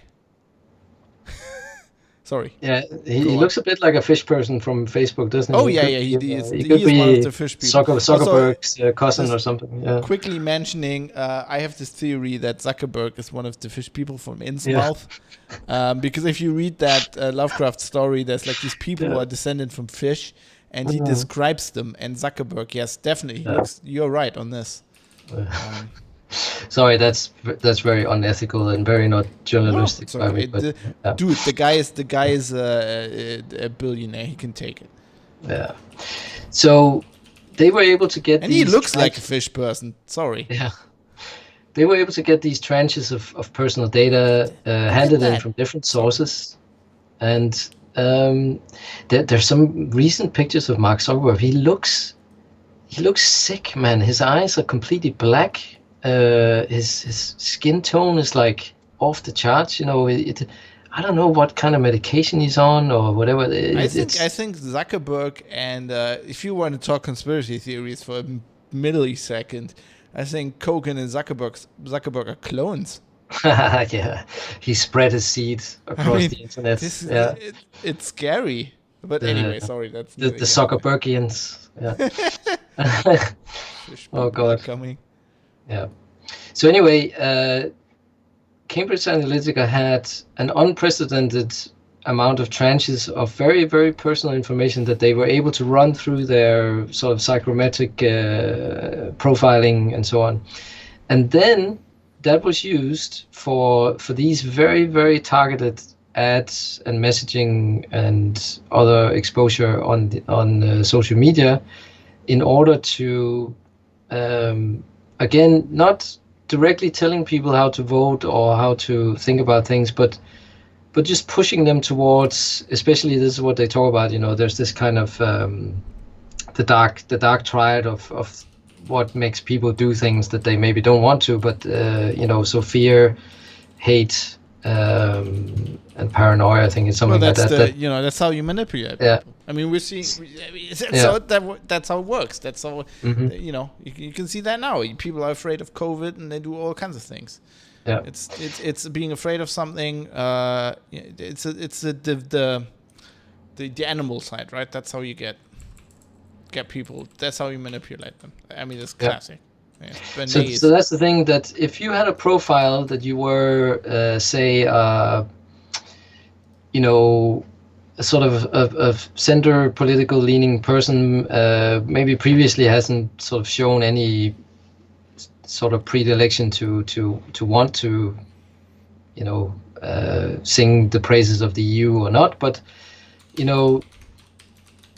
you've been undecided on other subjects, or you fit a certain profile where you're not sort of like really a fan person of EU, and then you start seeing these ads going, Turkey is going to join the EU.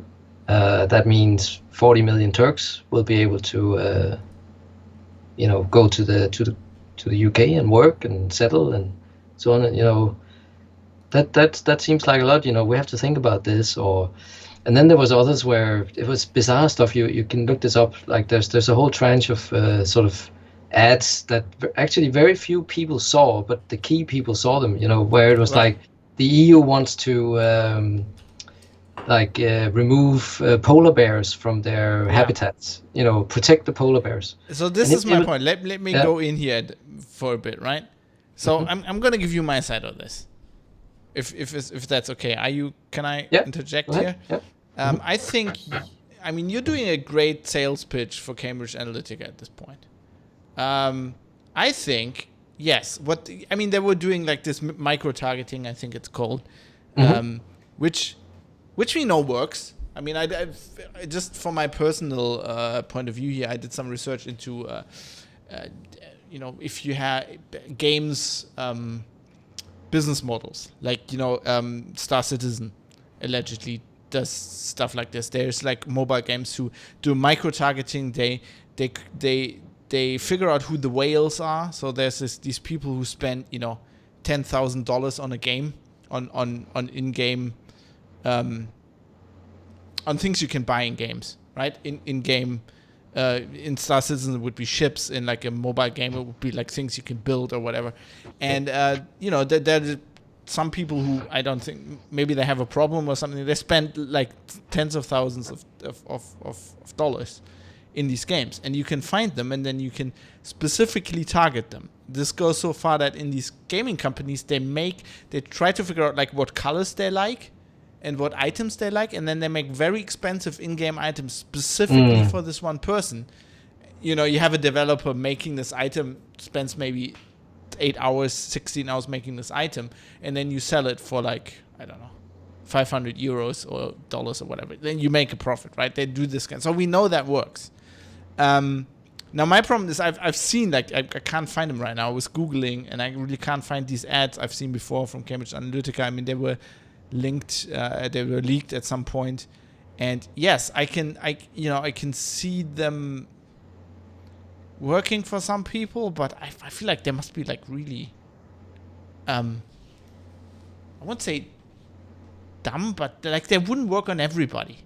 No, but that's exactly why they selected the people that would be most but it influenced doesn't by them. scale. But the point is that it doesn't scale. People who say they manipulated on a scale where it tipped the election is basically they're suggesting that you can magically with AI and cloud computing and big data analysis can do this. You can't do this. Amazon can't even figure out what I want to buy. They can't. No, they've been trying for 10 years. They fucking can't, or 20 almost now. They can't. They can't figure out what I want to buy. This stuff does not work at scale. No, but I'm not saying that Cambridge Analytica made the UK vote itself out of the EU. I think it was part of it, and I think there was a lot of other stuff going on, which also contributed, right? So this was just one of the bricks in the foundation for this. Okay, I agree with you on that. But then, like my point would be, I mean, yes, of course they did, and of course they did this, and of course this works, because this is the next level of propaganda. I mean, people have done targeting in political advertising for decades. I mean, there are TV spots in any election in any country who are quite specifically targeted, right? That you might watch them and you're like, who is this targeted? Who are they talking to? But they identify a special group of the population which in a specific situation might make a difference, and then specifically target them, right? I mean, this isn't new. It's just that with Facebook and with this data, which is the privacy angle, because we are giving them data. All of us are giving Facebook data, and then Facebook can give it to companies like this. And I feel it'll get even worse to have the actual worst case scenario here, the actual dystopian future where fish people under Zuckerberg are doing it themselves, right? It is amazing to me that it took Cambridge Analytica to do this stuff and Facebook wasn't doing this first. I mean, Facebook is doing it in a way because they're doing the same kind of micro-targeting with ads. If you notice, but they have the capability. You get very specific ads, and I've talked to people, I've tried to figure out how this works, and I was like, how they're making money over this. And if you talk to small businesses, they will tell you these days that by far the best advertising is Facebook ads. Like they get the most, because they can, like if you have a small shop in Düsseldorf somewhere, right? To blast ads out to the whole world on, like, I don't know, on Der Spiegel, right, doesn't work. But if you can specifically target the people that live around where your restaurant, where your shop is, let's say you have a ramen bar, if you can specifically target the people that keep posting pictures of ramen noodles on their Facebook accounts, right, that works. And I think this is kind of the same way. It's just like with political advertising. Yeah, so I think what I want to turn to here is that you're right that these things are old wine on new bottles, or whatever you could call it, right? That, yes, the manipulation, propaganda, and all that is as old as, human history, where there's some kind of I know you mentioned Bernays, but any kind of communication device available to mankind can be twisted, right? So probably the Roman Republic. When they were still a republic, they were doing this shit. So we totally agree on that one. But where it's important to come in, I think, is that there were certain rules around how the political parties in the UK should act with regards to campaigning for this referendum outcome, for example. Right. And also we agree that scraping people's personal data and sort of going beyond whatever it is you've signed up to, right, is of course morally wrong, but also probably legally very wrong in many countries. Yeah. No, we actually don't agree on that. No? I don't think that's the issue. So I was just Googling randomly, and I find this article on The Guardian about on the BBC on Cambridge Analytica, and it says, I don't know, it's just some guy, I don't know this guy, Professor Carroll, I don't know who he is, but it says Professor Carroll was not happy with the invasive nature of the data collected on him. This is a misunderstanding of what's going on. we are giving these people this data voluntarily. I No, don't but think the Kogan stuff was not voluntarily. People thought they were doing a little quiz, and then he just went in and scraped everything off their profile. I get your point. Yeah. I get your point that that's probably illegal, and there's the GDPR, and there's all this, but that's not the problem. The problem is people doing a quiz and thinking, oh, I'm just doing a quiz on Facebook. Yeah, it is stupid. That is the problem. Yeah. The fact that you're doing a quiz on Facebook is giving them information. But people don't know this, right?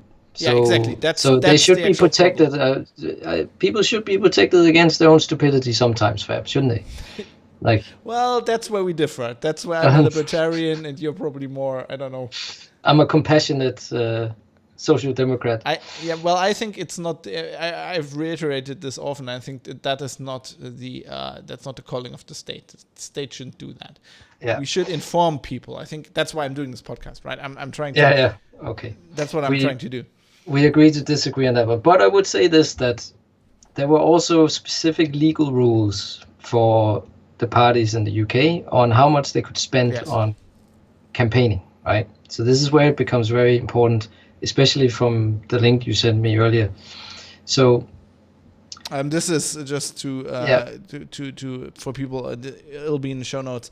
This is a Politico story where this UK probe into Cambridge Analytica, this was the ICE Information Commissioner's Office, basically saying they found no evidence that Cambridge Analytica was influencing Brexit, right? Yeah, and the referendum. And it might be true that Cambridge Analytica, on the face of it, were not involved specifically with this, but there are now documents that are available that have been dumped by a previous employee of Cambridge Analytica, where it shows that the companies that were hired by the political parties, and that was SCL again, if you remember, the one that the founder of Cambridge Analytica already worked for, and then a company called AIQ, which was another sort of entity that was in the orbit of these people, and they were doing work for the political parties, specifically the Conservatives and the Vote Leave campaign. They were being paid to do work which was above board in that sense, but they were also specifically working together with Cambridge Analytica, especially to make available these psychometric profiles and using the capabilities of Cambridge Analytica. So saying that Cambridge Analytica wasn't involved is manifestly wrong, and the recent info dump, it's only a couple of days old, shows that, because there is a particular contract in that info dump that shows that all three companies are working together. Yeah, that's not how I read it. I read it as in like they couldn't point to the actual referendum being influenced. And I also saw some stuff by Cambridge Analytica, ex-employees who said that a lot of the stuff the company was telling Vote Leave was just basically PR bullshit. Like they were saying they could do all this shit and they didn't even know they could do it. But like my point in the end is just this: I'm not saying that all of this went on. I'm saying it probably had an influence. I'm just saying people are extremely overestimating what these companies did and how the technology is involved. I think, once again, I come back to the actual problem that we're dealing with here is people. It's not the technology. There's no magic stuff going on. And I can tell you, like personally, like looking back at Brexit, and it took me a long time to analyze this, but this is what I think. I think the Brexit vote was decided in the moment where David Cameron decided to have that vote, because it's a very easy thing. You have a decision between two sides, and one side has a clear storyline. You know, let's put our own destiny in our own hands. Right, let's forge our own destiny. We're strong. We're a nation. We used to be an empire. Rah, rah, rah, rah, rah, nationalism. And you have another side which doesn't have a story. Like, what was their let's stay in the EU, let's keep everything as it is, right? That is, if you wanna rail up somebody to go to a referendum, and that I think that's what it came down to, right? I think we, at least as I understand it, we've established kind of like the 2016 election, maybe that maybe a majority of the people in the UK wanted to stay in the EU, but the stay side couldn't mobilize enough people to vote, and the leave side just had a more compelling story. It doesn't matter that it's not based on reality. That's not how politics works. Well, how do you see that?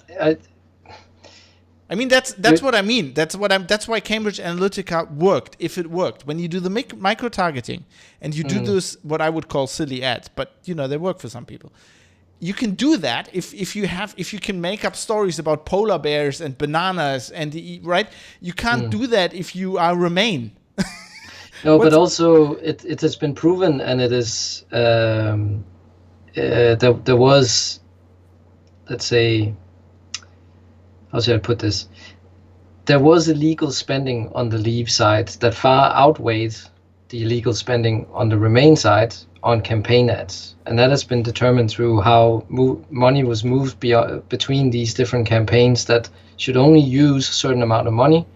Yeah. And then they kind of funneled stuff between them and made sure that there was overall much more money spent than the Leave campaign was allowed to do. Okay, so again, another block in the foundation of the Brexit victory for the Leave campaign, and each one block has not in itself brought it to that conclusion.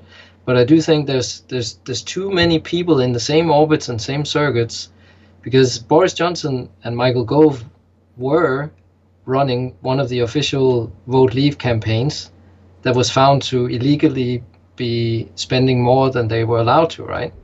Boris Johnson is now Prime Minister. Michael Gove is now... I'm the last guy who would argue with you that there's too many of a small circle of elitists. I mean, they all went to what's the college? They all went to Eton.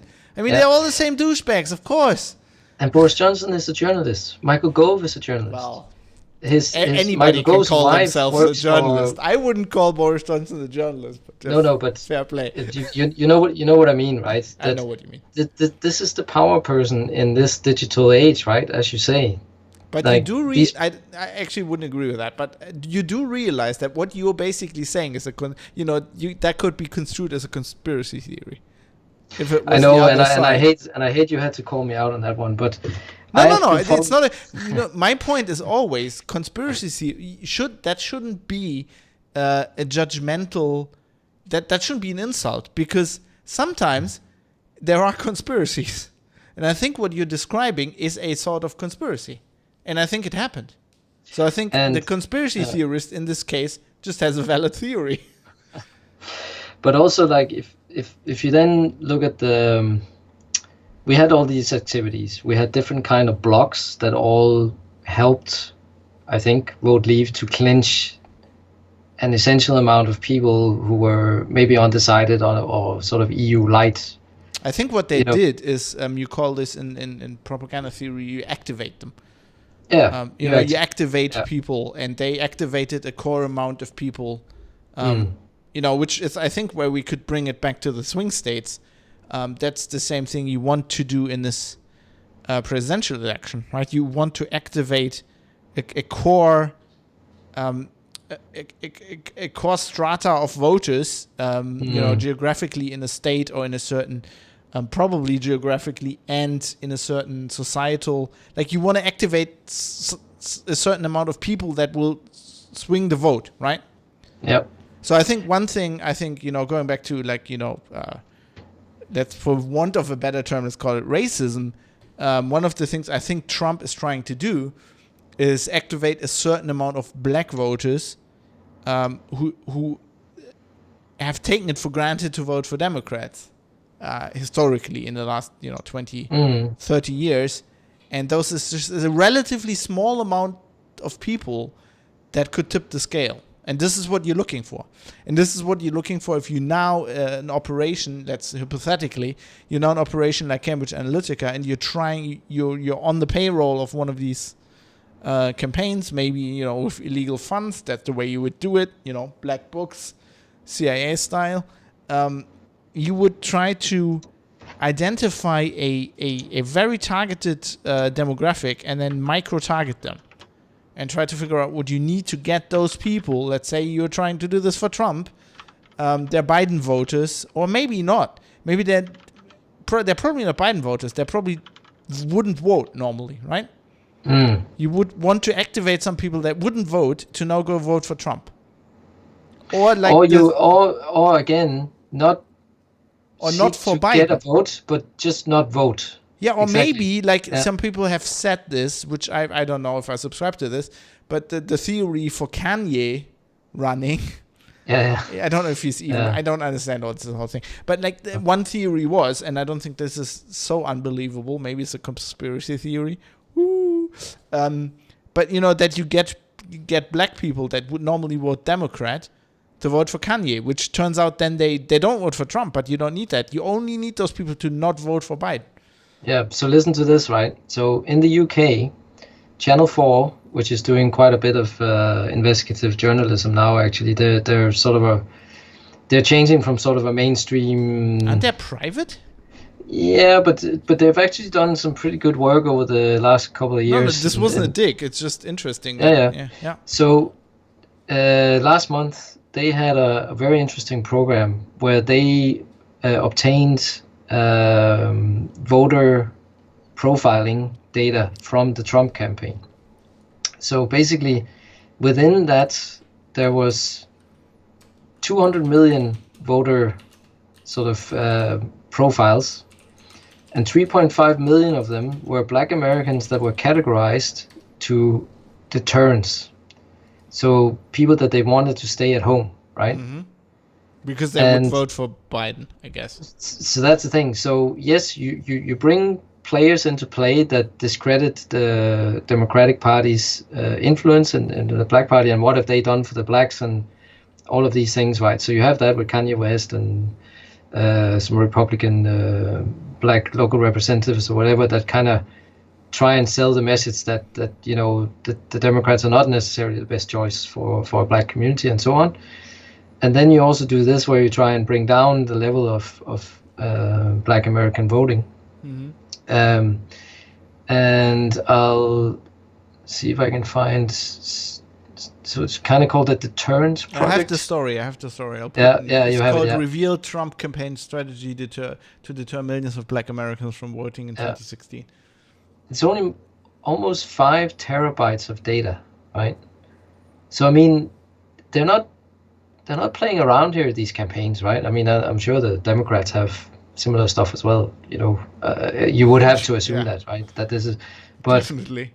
No. But the way that this is being put up, so like you would just wish you could see on the other side what the Democrats are doing and what they're calling voters, right? Because again, the traditional view is the Democrats benefit from high turnout, the Republicans benefit from deterrence or low turnout, right?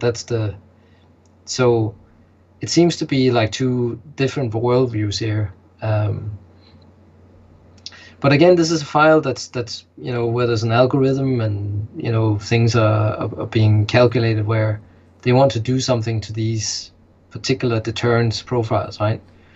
And yeah, but the thing I break it, and so I mean, you can please correct me on this, but like my view is always like, yes, of course they're doing that, and once again, the problem is the people, right? So if you being deterred, that's a problem. If they can deter you from voting, that's a problem anyway. It doesn't matter who does it, right? That is the problem. It's not the problem how they target you, I feel. But it's more how you make the decision of what you want to do. Then is that what you mean? Or no, I'm just saying if in a democracy you can specifically deter groups from voting, right? And for whatever reason, that is the problem. And I don't care if it's Trump or I don't care which side does it, objectively, in a democracy, that is a problem.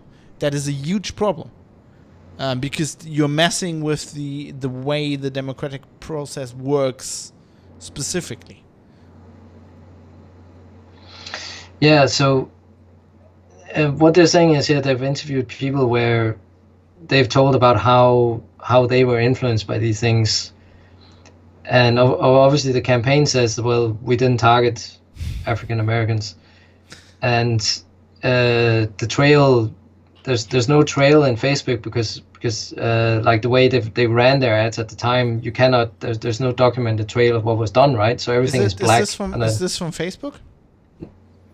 Yeah, so okay. Basically what Channel 4 uncovered was that whatever it was they sent out at the time cannot be traced back, but so I'm thinking, wouldn't you be doing this over Instagram or TikTok these days? That would probably be it. I mean, it's funny how TikTok is actually seems to be predominantly used by liberal forces to kind of. It seems like that I don't know, the Trump campaign has missed a trick a little bit with TikTok, because there was that story about how they were doing that rally where they had sent out tickets or whatever it was that you could get, and then there was a lot of Korean TikTok. Trump's digital advisor at the time, who interestingly I think is a guy who just did a website for him back in the day, and Trump was like, oh, you do digital stuff, you do this, and then he became like digital advisor. He completely fucked up. So he basically he thought he had the full stadium, wasn't it? Yeah, there were people. So there were people on TikTok saying, "Sign up to this rally and then don't go." And of that's what it was. Yeah, there's a theory, that was supported by TikTok staff. I don't know about this, but the operative point is that Trump's advisor thought these were legit signups because he wasn't looking in TikTok, I guess, and he was apparently bragging with the fact that he had millions of people, or I don't know, thousands, hundreds of thousands, wanted to come to this rally, and they completely duped him. Yeah. So and then Trump fired him, because that's what Trump. You're fired. It was kind of embarrassing. I can see why that would happen. Yeah. No, but I mean, so this Channel 4 investigation, actually, the data there was part of the Cambridge Analytica dump, because obviously Cambridge Analytica now is pretty much defunct. Like it has ceased trading under that name. Alexander Nix in the UK has been barred from being a director in a company for 7 years, right, for his involvement with this company and the sort of scandal around it. So there is stuff that's happened, but the same people with the same technologies are just doing it in other companies now. A different company now. So like Cambridge Analytica is actually it's become this sort of bogeyman name, but at this point it's dead. It's stone dead. Like nothing happens. Like with that, what did they call Blackwater, and then they changed the name to like C or whatever, it's like they just changed the name. It's a hydra, right? Well, everybody's doing it now. Basically, the story where this came out taught everybody who does anything in this direction, and this is just ads. So this is just ad people, right? So there must be hundreds of ad people all around the world who go like, oh, we could do, we could do election stuff now. Politics. There's lots of money in that. Exactly. And that's the thing, as we talked about with this shit. What's that? They're probably doing this with COVID now. That's probably the next. Let's not talk about COVID. I'm not gonna get you started on COVID. But that's you're completely right that this is just part of the landscape now, right? Yeah, I mean, we have to accept that the lid has blown open on this particular Pandora's box, and we can never put the Jack in the Box back, because this is now like part of how we understand digital media, that micro targeting is part of the whatever you want to call it, like the media mix. So you have to be aware of that, right? Exactly. So how I would summarize all of this is that we now know that these these ideas about advertising and propaganda that we know that have been around for 50, 60, 70 years, that they're now being used over these channels. and that we need to be aware that they have new tools because we're giving them more data.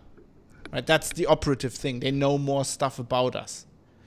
Yeah. And it's been massively enabled by my colleagues, people I work for as a freelancer in the media, largely funded by advertising. All this advertising being woven through everything and all the tracking just means they have more data about people all the time.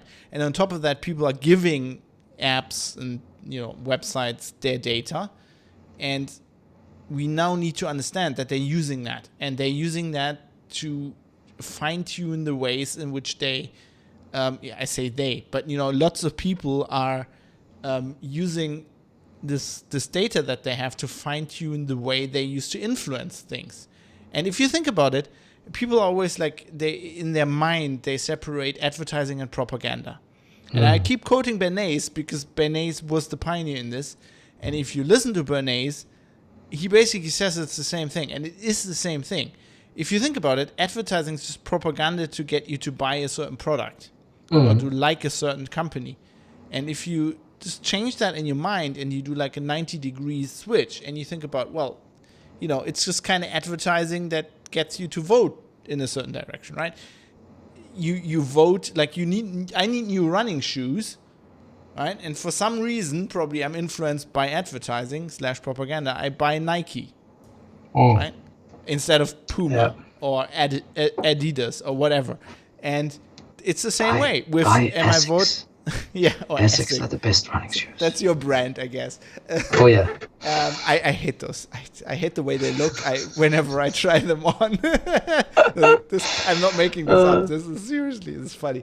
But and it's the same thing. Are you voting for Trump or are you voting for Biden? I'm not trying to make this sound like it's nothing and it's not important and there shouldn't be laws about this. But I kind of feel like you can't regulate that. In the end, you can't regulate it with laws, and the GDPR is not going to help. They're gonna collect data anyway. We need to get it to an awareness. I think that's the only way to solve this. People in general need to be aware that this is happening, right? But then that's the thing. So let's talk a bit about, as you say, your colleagues and mainstream media, because I was very disappointed receiving that link from the Financial Times that says no evidence of Cambridge Analytica influence in Brexit, which is manifestly wrong. But it's Politico, just because that was Politico, but yes, and Politico took the same thing because they all just took whatever it was that was a press release or a statement and went, yeah, everything's fine, nothing to see here, right? And the problem is that's again the thing about just copying this politically appointed person in a commission going, after 3 years we have found nothing. And it's a bit like, okay, what did you do in those 3 years? Where what did you look at? But where's all the critical questions? And also going like, and this is linked to other stories, so it might technically be right what they're saying here because they don't want to have any waves against the current government because obviously they were put there. I think it's just too much work. I think it's technically right, but they're not doing the editorializing, but because that would be what we're doing here. That would be like 2 hours of work. Yeah. They don't want to do 2 hours of work. So, and that's the thing. So, somewhere like Financial Times, they hand this to a random, probably junior journalist and going, just make sure this gets out. Some hack. Yeah. Well, I actually don't like calling journalists hacks because I think it is quite a derogatory term. But if you do stuff where you just unfiltered put things from a source into your newspaper or whatever, that is a hack, right? Because I completely agree with you. That's yes. Yeah. I've never done this. Well, I've tried to never do this, right? And I'm helped. It helps me that I'm massively critical of everything. Everything I read, I go like, this is bullshit. But yeah, I can tell you that that's very hard. To be like that in a editorial office is not what they want. They want people to take a press release and take minimum amount of time Generally, I'm Yeah. generalizing. I worked for companies who are generally not like this, which is why I could work for them. But yes, I probably wouldn't have gotten very far at the Financial Times. Mm. And this is a problem, right? Because Financial Times is fairly respected and does good reporting on a lot of subjects, but something important like this, where, as we've just talked about, we want people to be able to make decisions for themselves and not be governed too much by a nanny state or whatever it is. But if you have actors here that even think maybe they're acting in good faith and they're not, and then you have certain news channels and outlets and newspapers that are definitely acting in partisan or bad faith, it becomes very muddled, right? So that's why I'm saying that you require incredible amounts of attention to source analysis, right? As a regular Joe in this world, right? Like, Or you have to go, I'm not gonna participate in anything online. I'm not gonna dip my toe in any social media or whatever. I'm just gonna stick to my guns, whatever they are. And that's hard to live like that as well, because you do have to get a little bit of input about how the world is going and what you want to be interested in, the things, and then sometimes you do have to vote, right? I mean, yeah, I yes, mean, if you're that regular Joe and you're just putting your head down, that's a problem as well. Yeah. Because if everybody does that, we're doomed. And I think to bring it back to journalism, I think you have a good point. I think we need to, and I've said this for a long time. I think we need to get away from this myth of objective journalism. There's no such thing. I am a person. Any journalist is a person who has grown up in a certain milieu, who has certain prejudices and certain privileges and certain ideas about things. And the only thing you can do is you can try to become aware of those and make those public to everybody. That's what I think. And then you need to accept that of course you're putting subjective stuff into your stories, and you need to embrace that. We used to be, before, like in the 50s or in the 60s, this myth of objective journalism came up. Journalism used to be, if you're looking at the 30s, 20s, in any country, in Ireland, in Germany, in the US, it used to be any newspaper. Back in the day, it was only newspapers, right? The press. Literally the press with the printing machine. They clearly had an agenda you knew. So, if you go even further back, if you go back in the 19th century, right, the political parties had their own newspaper. Right, Bismarck in Germany had his own newspaper. The conservatives had a newspaper. The labor movement had, the communists had a newspaper. And yes, they were subjective. They're writing subjectively. But as a reader, you knew what was going on. You were reading Vorwärts. You knew this was the newspaper of the Social Democrats. Yeah. Right? And I think on the face of it, that sounds bad. But I think generally we need to go back to that.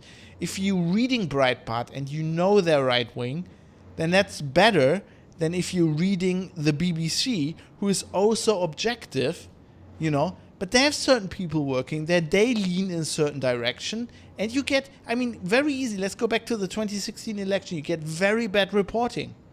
You get journalists who are convinced for months that Hillary Clinton's going to win.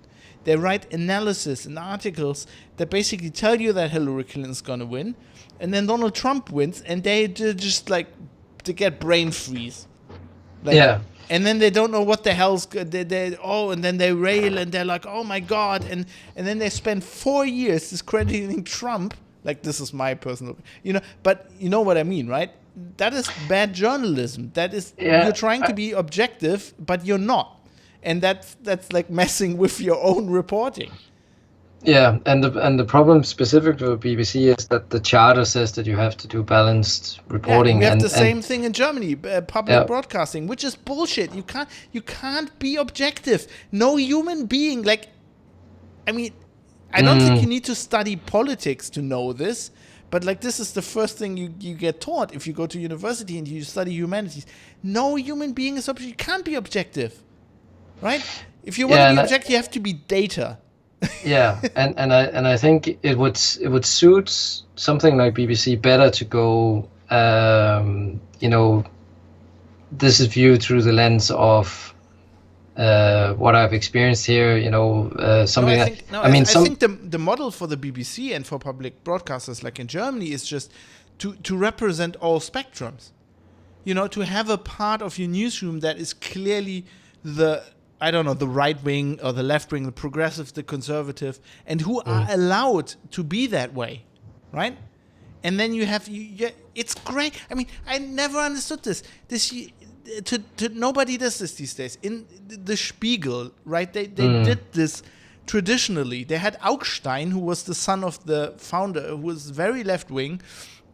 And then they had a right-wing guy, more right-wing guy. And then they would, one would write a column, and then the other guy would write a column the next day and disagree, right? And then the other guy would write a column, and you get this back and forth, and everybody would click on the fucking website every day. What did Augstein say today? Yeah, and I think in a way that would be better now, because what they do now is they invite people on that are quite polarized, right? And some of them are very slickly part of a PR machine. Yeah, or of the CIA, like Brennan. Like he was a pundit for the last 4 years. Can you tell me how a fucking CIA director can be a CNN pundit? Yeah. He's a professional liar. He's a spook. He is a professional liar. How can you put somebody like that on television as a pundit? He has obvious motives and backgrounds there, and that's the thing. I would agree. It would be much better to have high quality journalists and what should we call them? Sort of news editorial personnel that just you were sort of one step removed from this, right? To just let it go through a filter of people that had it as their job to just. Be a bit critical of what is being said and be honest. Be honest. Exactly. I wouldn't even say it's a problem to have Brennan on CNN, right? But then he says something, and then the other guy needs to say, "But you used to be the director of the CIA." Yeah, come on here. You did propaganda for a living. Why should I believe you? But nobody fucking does that. And it just drives me insane. It's not for me. It's not so much about Trump. I don't fucking care. I'm not in the U.S. I don't like Trump. But the fact is, it is obvious that I wouldn't. Mainstream media is such a misused term. In Germany, we call it light median. So the light median are the big publications that politically everybody it's FAZ, Die Zeit, and Spiegel in Germany. In the U.S., it would be Washington Post. New York Times, maybe LA Times, maybe Financial. I don't, Financial Times, British. But like these publications, and I mean, come on, they're clearly on the Democrat side. They've been clearly on the Democrat side for the last 4 years, right? I mean, they're not objective. Come on, even if you're the most totally fervent democratic, for hundreds of years, you've had newspapers and so on that are clearly aligned with a political party or something like that, right? I mean that's part of the course. And the problem is you just have to admit it. The problem is they don't admit it. Like if I listen to the Daily a lot, because they have some the New York Times podcast, and they have some really good information, and they try so hard. They try so hard to try to sound like they're objective, and they're obviously not, right? They obviously don't want Trump to be president. And it would all be okay, and it would all be good journalism. It would all be great journalism if they just said so, if they just admitted that. Why can't they just admit that? Why can't they just be that honest? Right? If I write a text story, and I write about Star Citizen, I am very clear about my history with Star Citizen, right? And I'm very clear about why I think that is not a game, and why I think they're basically scamming. Yeah, I wouldn't write scamming people because that's actually accusation. But just be honest with what you think, and your readers don't have to agree with you. They can read the other side. But don't pretend to be objective when you're not, when you're clearly not. And even these people, even these New York Times writers, they can't be so deluded that they actually think they're objective, can they? I mean, Okay, so that's an editorial thing where it would be great if that was a bit more clear that, our editorial standpoint is that we support these kind of values or whatever, whatever it yeah, is. and I mean, The Guardian But does that, for but example. They do that quite well. They uh, do this, The Guardian stance on one thing. yeah, I think they're actually pretty clear. That's true. But then if we look at some of the sorry, some of the others, right? So let's say that this is an editorial room. The Guardian is owned by its users, right? It's not owned by any particular Allegedly, I would majority. say it's Yeah. also owned by its advertisers, but yeah, okay. Yeah. Yeah. Okay. So advertisers and maybe shareholders or whatever. Yeah. But when we get to that level, right? And this is probably the part where you haven't touched on, but that I prepared as well as that. So the sort of multi-million billionaires or whatever behind some of these news institutions and how they influence how things are framed and communicated and so on. That's not very often in the media. I know, for example, The Guardian would sort of try and bring it up from time to time, but if we look at sort of more sort of center right, where would you be able to sort of bring that more to the fore and go like, okay, here's the Koch brothers, here's Mercer, here's obviously Rupert Murdoch, right? I mean, there's a handful of these people that are quite clearly trying to influence things through their media empires and influence groups to achieve certain outcomes in the political arena. And they're doing quite a lot actually to not sort of make it too obvious that that's what's going on. How would you deal with that as a journalist overview or in a political sphere here that we're looking at? Because this election here, right? It's kind of hard. It was also complicated, with Murdoch and Fox. You would traditionally have said, okay, they support the Republicans, right? But with Fox, it's now Murdoch's son who's actually quite pro-Democrats, and Fox News has actually been changing. I mean, it's a clear example slowly, would be news. What were they called? News, Australia. News Corp. Yeah, I think so. Yeah. But yeah, that is a problem. I mean, but I feel like that's something. That's not for the traditional, the more normal mainstream reader, but as somebody who's informed and who researches things, you can look that up. I think it's at some point even harder when it's advertising influenced. Yeah. But like one of the latest things, right? The installment of Barrett as the new Supreme Court judge, right? Yeah. Installment. That's you're tipping your hand there. No, but it's what the Democrats call it. It's It's a vote. But the thing is, okay, let's look at it like obviously Obama had Barrett, yeah. Right. So Obama had the opportunity to get 3 judges in at the time of his presidency. Over the 8 years that he was in, he was able to get 2 judges nominated and installed in the Supreme Court. And then there was a third one called Merrick Garland, who was blocked for a year. He was nominated, and for a year he did not get a hearing in the Senate to be installed.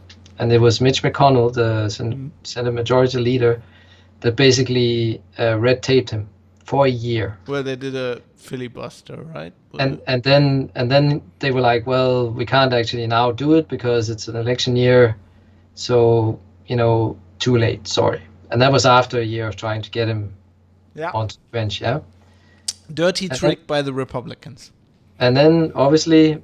You had Lindsey Graham at the time saying, if we have the same situation in the election year of the next government, you will definitely hear me saying that, we can't be doing this, and I will have to eat my words, if we do it.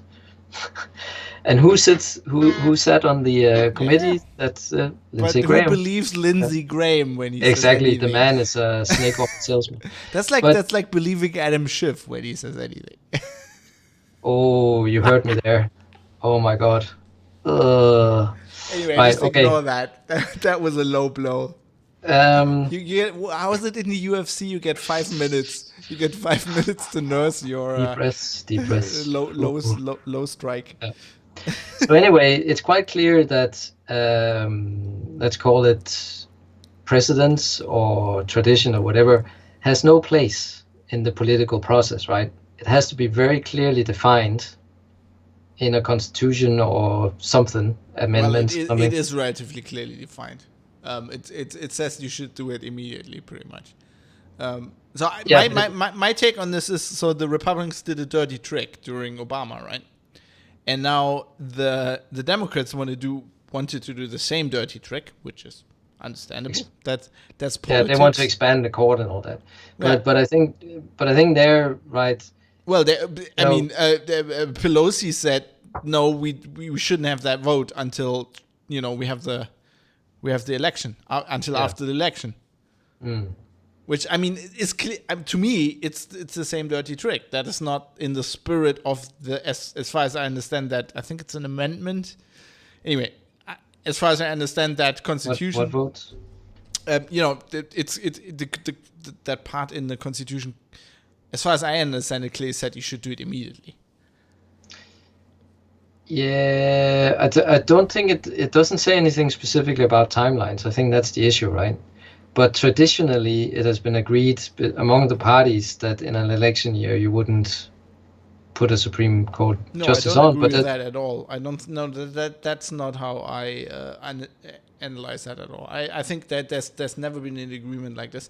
So my take is that the Republicans back then did a dirty trick, and now the Democrats want to do the same dirty trick.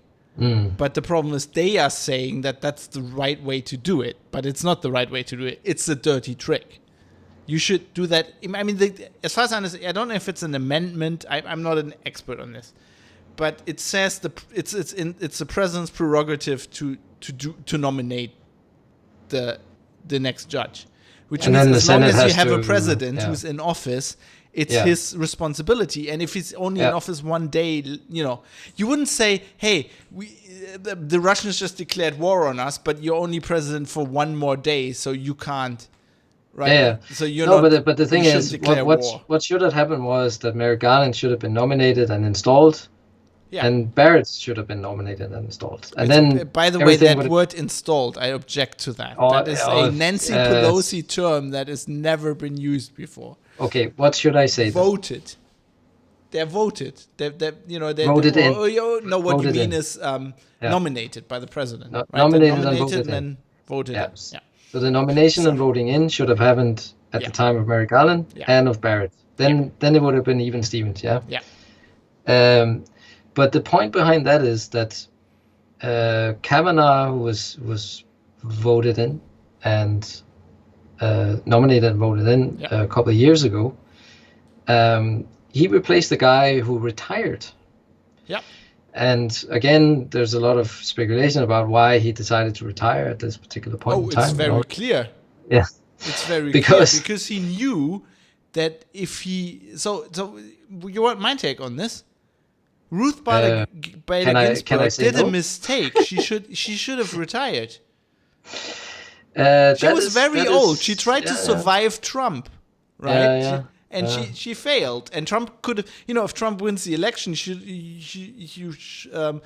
would have to make it 4 more years.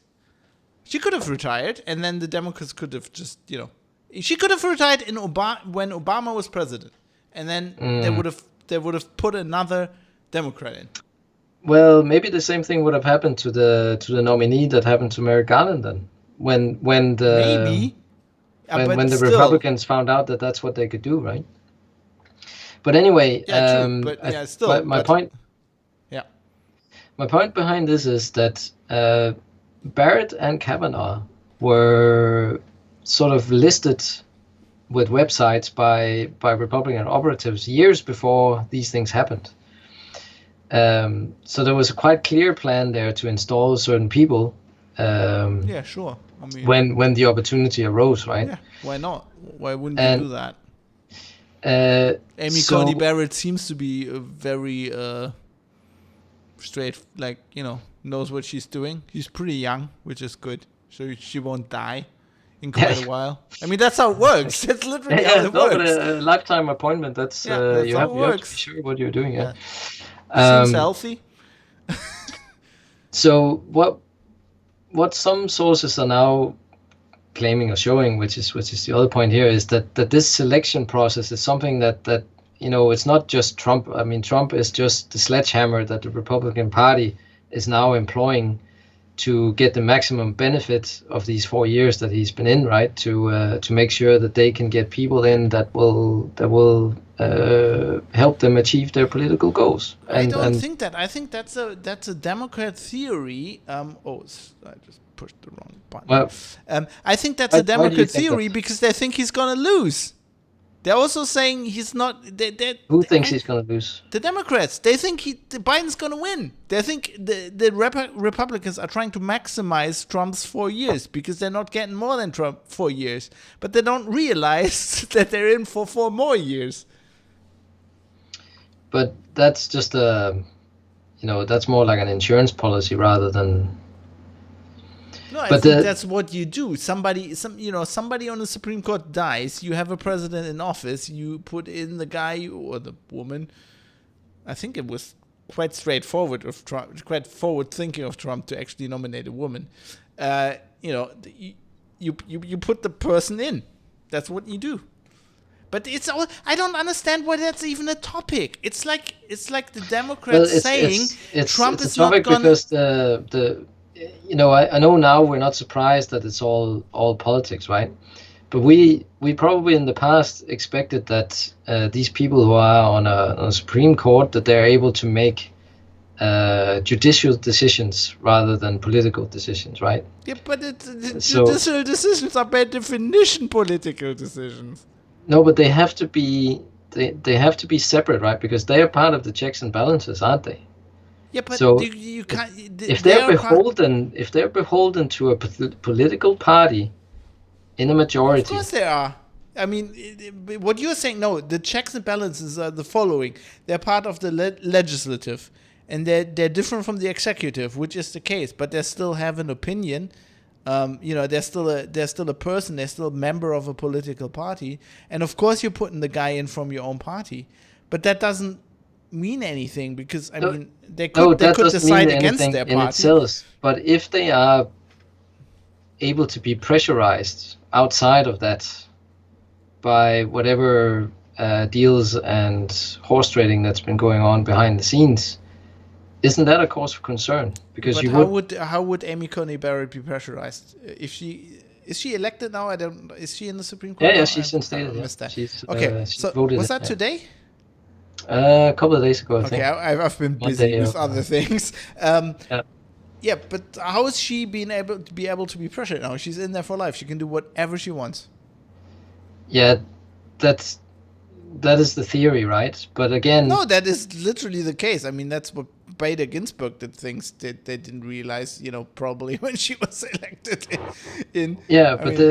I think maybe the guy that retired, for example, I don't think maybe he wanted to retire, but he was politely asked to retire. No, right? I don't think that. I think he was smart. Maybe he was. I think he was a political operative of his party, and he realized it's in the service of my party if I retire now. Because if I die, if I'm a if I'm a Republican and if I die while if I get cancer or whatever and I die while a Democratic president is in office, I just fucked my party over. That's tactical decision making as a political person.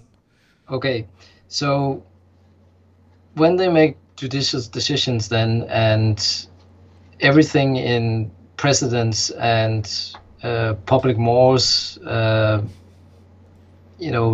the way the world works at this point in time screams against a certain thing, but they still then vote for something that seems completely weird, then you're right. Yeah, they can do whatever they want. And that's where we're at, right? That's, we are getting these, that in some cases I would call extremists, into something that should be a balanced Amy role. Coney Barrett is not an extremist. Why not? I'm sorry. She's part of a Catholic group, right? And you could call it, as far as Catholic groups go, you could call it extremist, but it's still, there are crazier Catholic churches or Christian churches in the U.S. I mean, she's not part of the Ku Klux Klan, or it's just that, she's part of a certain religious group. Yes, of course, yeah. But I mean, you could call Ruth Bader Ginsburg an extremist when she was elected to the Supreme Court, and the views she had on equality of women were extremist in those days. Yeah, okay, so... if you wanted to... Yeah, fair enough. So, not my kind of extremist, yes. And what I don't think it's extremist. That's my point. I think... No, yeah, okay. It seems extremist for us in Europe, but, Yeah. If you grew up in Montana, she's not, she's just probably just somebody you'd grow up with. So the thing is, they're talking a lot about, obviously, the Roe versus Wade, which is the famous case that determined that you had the right to abortion. I think. Yeah. And things like that is where I'm going, like, okay, so they're simply trying to unpick the last, let's say, 50 years of societal development, right? Which is their goal. So it's just that kind of stuff that... No, I don't. You're right. Fab, let me finish here. Sorry. So I'm not saying that something is like, they should march the police in and people need to be arrested or whatever it is. That's very hard to prove. And that is probably in the realm of conspiracy theory that I shouldn't dabble in.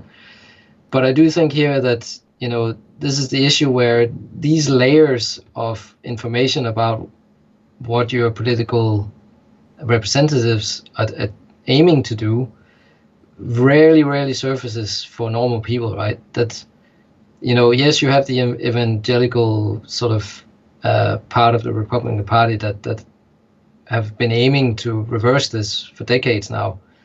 But I don't think that's necessarily the largest part of the Republican or sort of center part of American politics anymore, because we are in the 21st century, and this is 2020, so it, like, stuff that was given as a right 50 years ago, it's kind of late to begin to unpick that at the very foundation, so that's what I mean, that it's just, I would wish that people had more access and was able to understand these things on a deeper level, right? Where, with Kavanaugh, it became about his conduct, and with Barrett, yes, it was her church and sort of her views and that kind of stuff, and how quickly she was booted through the system, right? But, we should never really have come to that, I think, that we had a president in a very significant country in the world that determines how things happen in the rest of the world in some way or shape as well, because of its influence. Well, that's just my personal opinion. Yeah, and the world works like that. So that's what I'm lamenting. And I understand that, but I think, like, I just have different opinions on this. I mean, for example, Roe versus Wade. I just looked this up on Wikipedia again. It is not a decision about if you are allowed to have abortions or not in the US. It is specifically about privacy.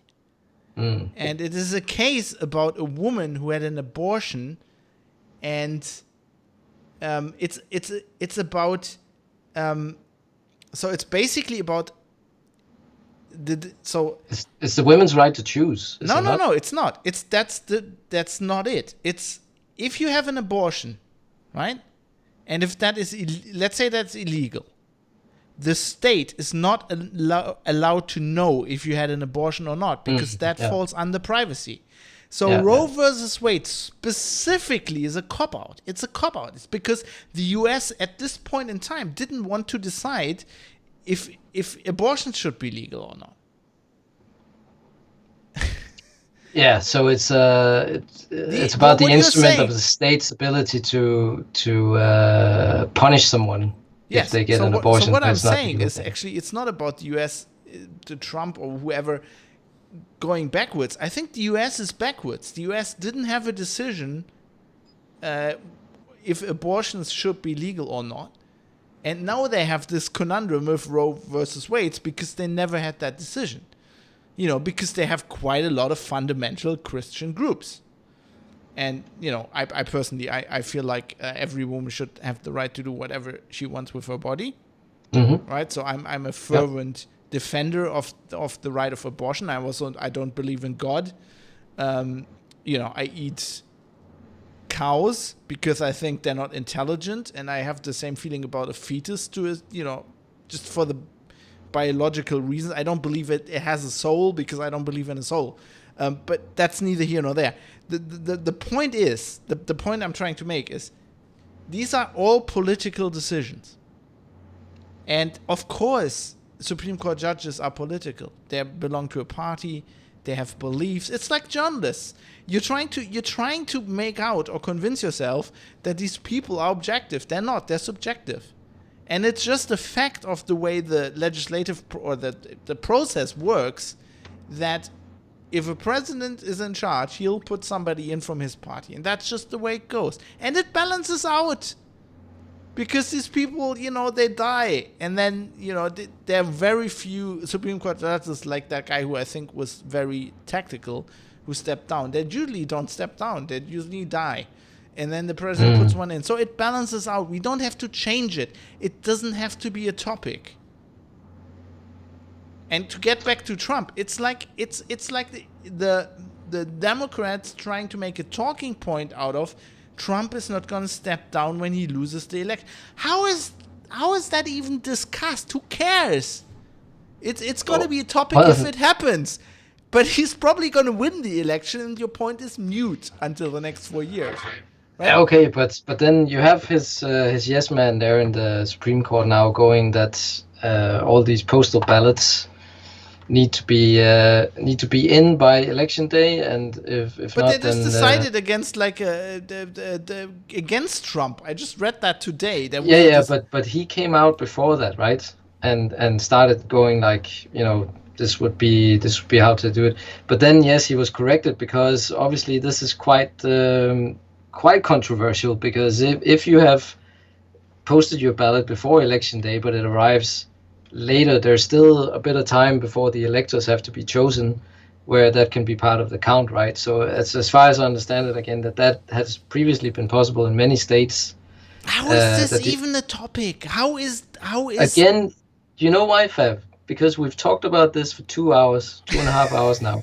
That the little blocks that all chip away at a given result, right?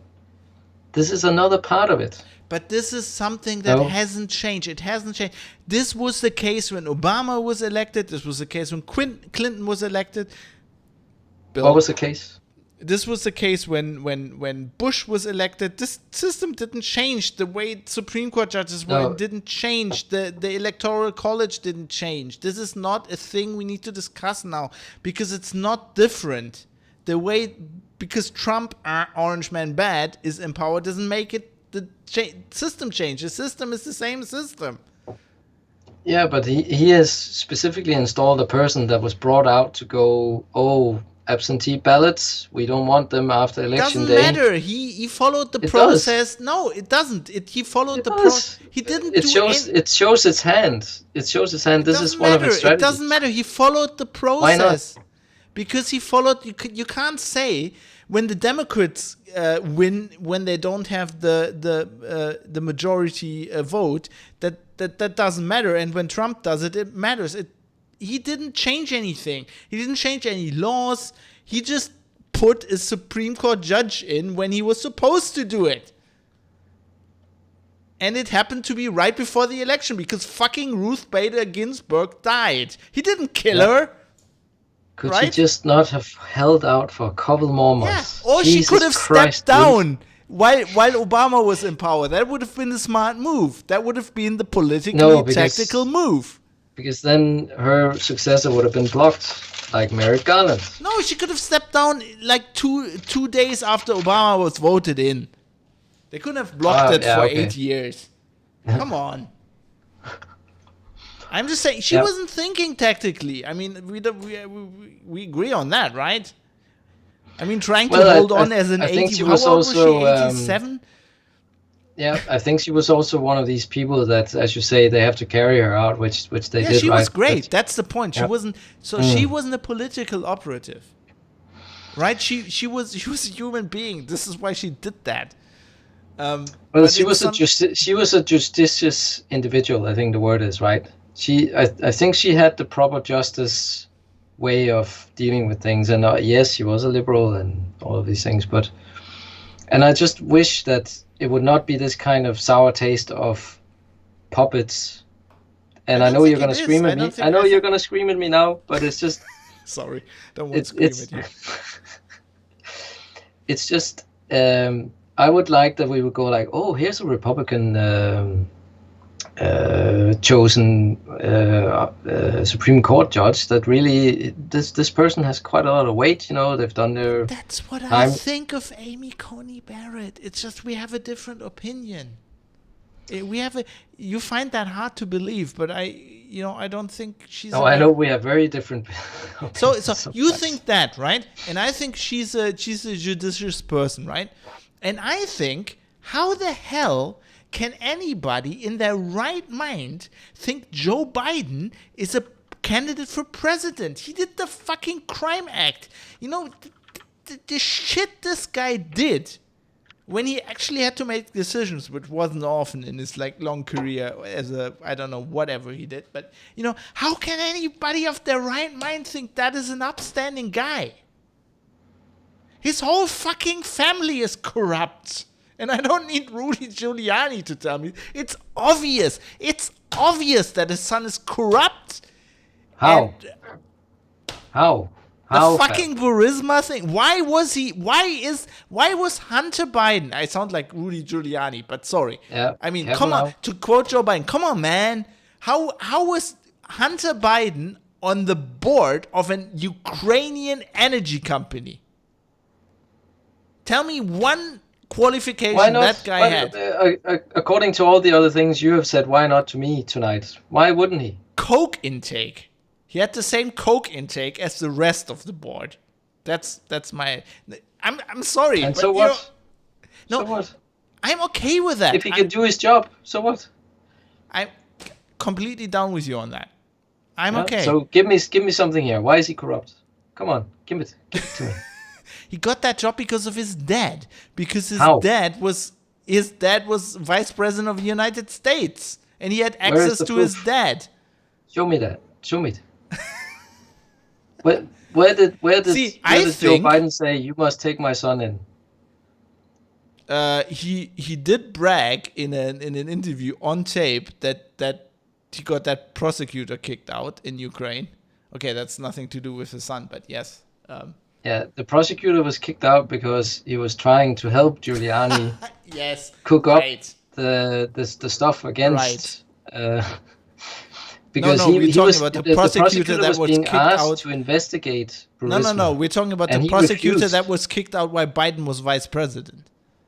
But anyway, he was kicked out because he wasn't doing his job. So the difference prosecutor was kicked out because he was corrupt. The difference between us is that I'm quite sure that Joe Biden, Hunter Biden, and Donald Trump, and Rudy Giuliani, and Paul Manafort, and all of these guys, and Hillary Clinton, that they're all corrupt. They're all corrupt. All of them. That's my point. That's what politicians are. That's the way it goes. I'm just saying, don't treat them with different standards. Don't go, oh, Trump is corrupt, but Biden isn't. Of course they're both corrupt. Biden is fucking rich. How did he get all that money? Like, what's that guy done? He's never worked. He has 47 years in politics. That's how he got millions as a senator, as a U.S. senator. But my issue is that, okay, I'm staring down the barrel of two candidates. I love this discussion. By the way. I don't live in the US. I shouldn't even really have an opinion, right? Because if we go by some of the stuff we've said tonight, we're just two guys who are interested in politics, and you're a journalist, and what we say and do here doesn't probably really matter that much, but it matters to some people. But anyway, my opinion is that the US is a major factor in my life in Europe as a European. That matters. Right? I would agree. And the social, political, military, economic influence of the US is not to be discounted, right? On how my life turns out and the life of my kids, for example, and my families. It's not direct, but it will have an impact, right? No, I completely agree with you on that. So when I look at it, and I've looked into it a lot because I am probably, if people have listened to me for a while on this and know me through Twitter and whatever, I like that justice happens in the world and fairness, and that people are allowed to live their lives in a comfortable way, right? And they're not being suppressed because of who they are or where they come from. I don't think Donald Trump will do any of those things for anybody other than himself and his closest family. I agree with you on that. And for that particular reason, Joe Biden could nearly be anybody else, nearly. And I would vote for him in a millisecond because I don't want to choose some random person that will never be able to win the US presidential election, because that's how it works. There's two people. I completely agree with you up to that point. But I think this is hard to believe for people who've listened to almost 3 hours of this. But I think that we are in 95% agreement. I just draw a different conclusion. I'm saying, yes, Trump is like that, is everything you say. But I say Trump, as somebody who is a student of politics, who likes to look at politics and tries to understand it, Trump is a known factor. He's a very known factor. You know exactly what he wants, exactly what he does. He looks out for himself and his own people, and he's quite clear about that. And I feel like Joe Biden, everybody does that. So Joe Biden is the same way. But he is cloaking himself in a cloak of, I'm a good person, I want to save the world, I'm the better person, I'm not corrupt at all. And I feel I would never vote for that guy because he is first of all, I don't think he's all there, but that's neither here nor there. I think he's just an unknown factor. He's not honest in that. I mean, Trump's not honest either because he doesn't say, I'm just looking out for himself. But with him, right? Trump is not. I don't feel like he's doing any backroom deals where you don't know that it's going on, right? I mean, you get what I'm trying to say here at all? So you would rather vote for the guy is selling out American foreign policy to the highest bidder and is trying to enrich himself. He's selling it out to the highest bidder at all. Fab. No. Fab. No. Seriously. No. He's not. What he is doing is he's looking out for himself, and as we established, he has an agenda wherever it comes from. If it comes from Bannon or something, he's not selling it out. If he was selling it out to the highest bidder, he would belong to the Chinese because they're the highest bidder. They're buying everything. They own the NBA. They've spent tons of money. They had an insert in the New York Times. They own fucking everything. They own half of the town I come from. They own half of Italy. I mean, no, he's not. He's got an agenda. He thinks the Chinese are bad, and he's kicking them in the ass. And yes, I agree with you. He's probably allied with Russia, which is a geopolitical thing you would do if you would try to kick the Chinese in the ass. I mean, come on. No, but I think Russia is simply that the day that he's not president anymore. He would like to continue a very profitable business relationship he has over there. He's won. I mean, if he loses this election, he's won. His job, his idea of becoming president, I'm pretty sure, was to advance the Trump brand. I mean, that's why he went on the WWE. You know, that's why he did anything he did. That's why he did The Apprentice. Yeah. He is not a good businessman, but he's a cutthroat businessman, and he knows what he's doing. He knows how to swim with sharks. He's a New York real estate developer. He knows how that works. He might not be. He's one of the. You might go, White. He's not great with money because he loses all this money, but he knows what he's doing. He's basically like Twitter, who didn't make any money for ages, but the brand was there, right? And he's advanced the Trump brand. Like, he's got a brand. He's done what he wanted to do. But I think we probably need to do if he wins, a separate segment on. Will. I love this. I don't know if people or actually whoever wins, we should maybe just do a second part to this, because definitely there's much more to talk about, I think, and I laud your pragmatism that he's not selling out American foreign policy, but I think there we will have to meet again in the arena and discuss that, because that's. I didn't say that. I said you did say that, Fab. No, I said he's not selling it out to the highest bidder. Okay, sorry. Okay, right. Okay. He's selling it out within his world. My apologies. Probably. My apologies. I mean, I'm not gonna argue with you that he's not selling it out to the Russians, but I don't think he does it because the Russians are the highest bidder. I think. There's several countries that he's quite happy to do. Yeah. Let's say policy decisions for that then benefits him in some way. So let's okay. I definitely want to do another episode, and I want people to definitely. I haven't said this until now, but I want people to give us feedback how they think this was, if they hated us talking about this. But I still want to do a second episode. I think that's great. We have to do an episode after the election. I realize we have talked about a lot of stuff right now that isn't. Directly privacy related or election manipulation, but I think it's very important. And so let's just take an example. Let's take North Korea, right? Mm-hmm. So if you have if you're the president of the United States, and you have basically two choices. You can escalate, and you can go towards I don't know if it's going to be nuclear confrontation. You can go to a confrontation.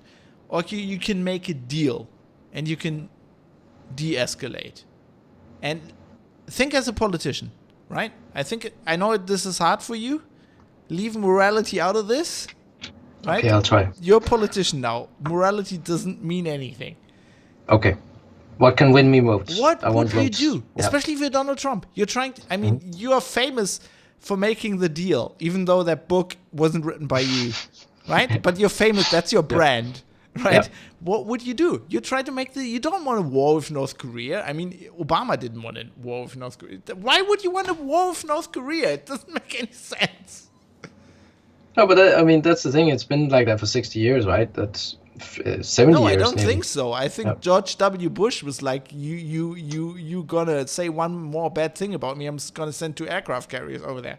Because that was just the way he was. Right? That it doesn't make geopolitical sense, because I mean you could wipe them off the map, but then you're like you have human rights violations. Some questions to answer. Well, on the off chance that they have a nuclear bomb and drop it on the South Koreans, you have a big problem. It just doesn't make any sense. You make a deal with the guy. He's crazy. You send him some pornography. Right. It's sorted. That's how I would do it. You're right. Not because Obviously, a bad person, I'm just a realist. Here was an opportunity to show he's the deal maker. He can solve a problem that no other American president in modern history has been able to since the 50s. And it was lauded as a major win in his neck of the woods. Unfortunately, what happened for him was that North Korea just went back to doing what they always do, which is to take whatever concession they got and then turn back to going like, actually, we would like a bit more here. So Yeah, but he can pay it. yeah. Like he's the United States. So I have a colleague. I'm not gonna name this colleague, but you know what company he works for, because that was the company I worked for last. Because before I became a freelancer, and when Okay. Trump was elected, this colleague would swear that Trump, within the first 2 years of his candidacy or his presidency, would start a war, right? Okay. And I would say Trump will not start a war. That's like the furthest thing. What Trump wants Mhm. is, yes, he wants to finance the military because he knows that's good for the economy, but he doesn't want a war. Yeah. Because the Americans have learned that you can finance the military, you can do all that without having a war, which is messy. They learned that in Vietnam, you might not win. You know, this is not good. Yeah. Like, I bet he No, still. I bet I've this never guy seen- still swears when I would talk to him today. He would still swear Trump's going to start a war tomorrow. Trump is not starting a war, which is great for the world. I can see why some people will go like he's a warmonger because of the way he talks and all that. He's But actually, not. you're right. I never really went like, oh, he's gonna, he's gonna do like the only reason why Trump would do something is that, there is an obvious, just open goal thing where that he has the whole population behind him, and it's. Well, if the Iranians think the U.S. is, what's it, Enterprise? Is the Enterprise still? No, they decommissioned her? Abe Lincoln. I don't know. They think, he's in the Gulf. He's got his aircraft carrier, and the Iranians get a lucky hit and sink it. Like Trump would, he would go do it. He'd probably push the button in the football. I'm down with you on that. But like he's not like I was recently I don't know who was I talking to. I think my mother, and I was like she's like, I read this thing that Trump's the worst American president ever. And I was like, how is he worse than George W. Bush, who started the longest war in American history for like idiotic reasons, and it's completely. And she was like, okay, maybe he's not as bad as George W. Bush. Yeah, George W. was like, that was a revenge act, wasn't it? Yeah. Second round. He's like a Texan, isn't he? A Texan? Yeah. He was like, wow. And I was like 9/11. Obviously, was again that was 9/11 was a very obvious, as I said, open goal thing where total public support for just going. But still, it was dumb. You're going into a war against no enemy at all. Like I said that at the time, and I was like 18. So who are you fighting? Yeah, I was like 18, and I was like, war on terror. Terror is an abstract concept. Yeah. And it was it's like the I'm war on not drugs, very right? intelligent, and I figured that out. It's like that's dumb. And here was another president that was elected on a very slim thing, right? He basically became president on the basis of less than 600 votes in Florida. George W. He also became a president on the basis of the other guy being a number. Oh, Al Gore. Yeah. And that was another. It's funny how when you look at 2000, how that it has sort of resemblance of what happened in 16. Al Gore sort of a. Yeah, a neocon like Hillary. Sort of a cheesecake, nice looking guy, talked well, had a lot of. Not like Hillary at all. And but as you say, sort of just, charisma and all that. Yeah, a bit of charisma and all that. But it was tight because, again, you had this thing where it all came down to little things, and Florida was a perfect example of that, where like that's the tiniest thing for the biggest country politically and militarily in the world, right? That 600 votes, man. It's crazy, like, Yeah, but that's that. And obviously you can't say how would the world have been if George W. Bush hadn't been elected, because I think Al Gore would have done the exact same thing. Al Gore would also have gone after Al Qaeda, right? I mean, Obama would have gone after Al Qaeda. I mean, anybody. Yeah. Trump would have gone like with September 11th. Trump would have done the same thing. It's just that's just American. That's just that is American. But it's also a fear-based thing, and I bring that back. I have to mention it now, and we can wrap this up. But I have to mention this now. I think the dark horse in this election is going to be COVID. That's gonna be the Yeah, thing. It's gonna be yeah, the yeah. thing. It's gonna be Mhm. a decision between um, do the American people as a majority think that the mask thing and the lockdowns and everything, that's gonna be a good thing for the future, or do they want to go with Trump, right? Mm. Who did a lot of these measures, but who's positioned himself as somebody who doesn't wear a mask if he doesn't have to, who got the virus, who got over it, you know. Um, I think that's gonna be a big factor, and I would say, even, I would have, I don't know, for a long time I would have said it's clear that Trump wins this, and I still think that Trump wins this. But I think if he doesn't, then the factor will have been COVID.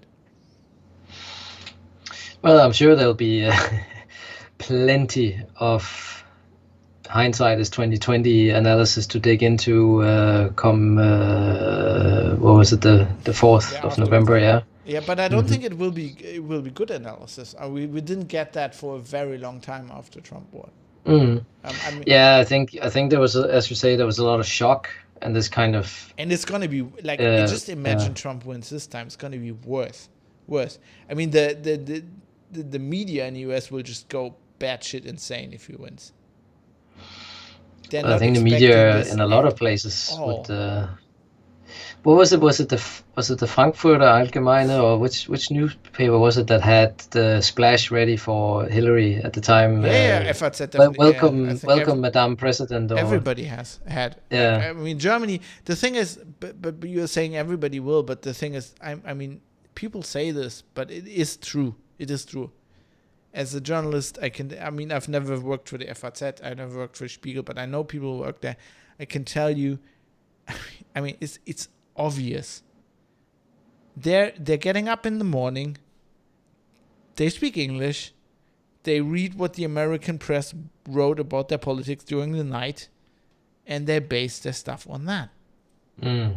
And they wouldn't do that if by default, let's say the prevailing mainstream in the American press was Republican, because that just doesn't jive with the German, the European feeling. Because they're quite Democrat, that jives, right? So the whole thing about, against,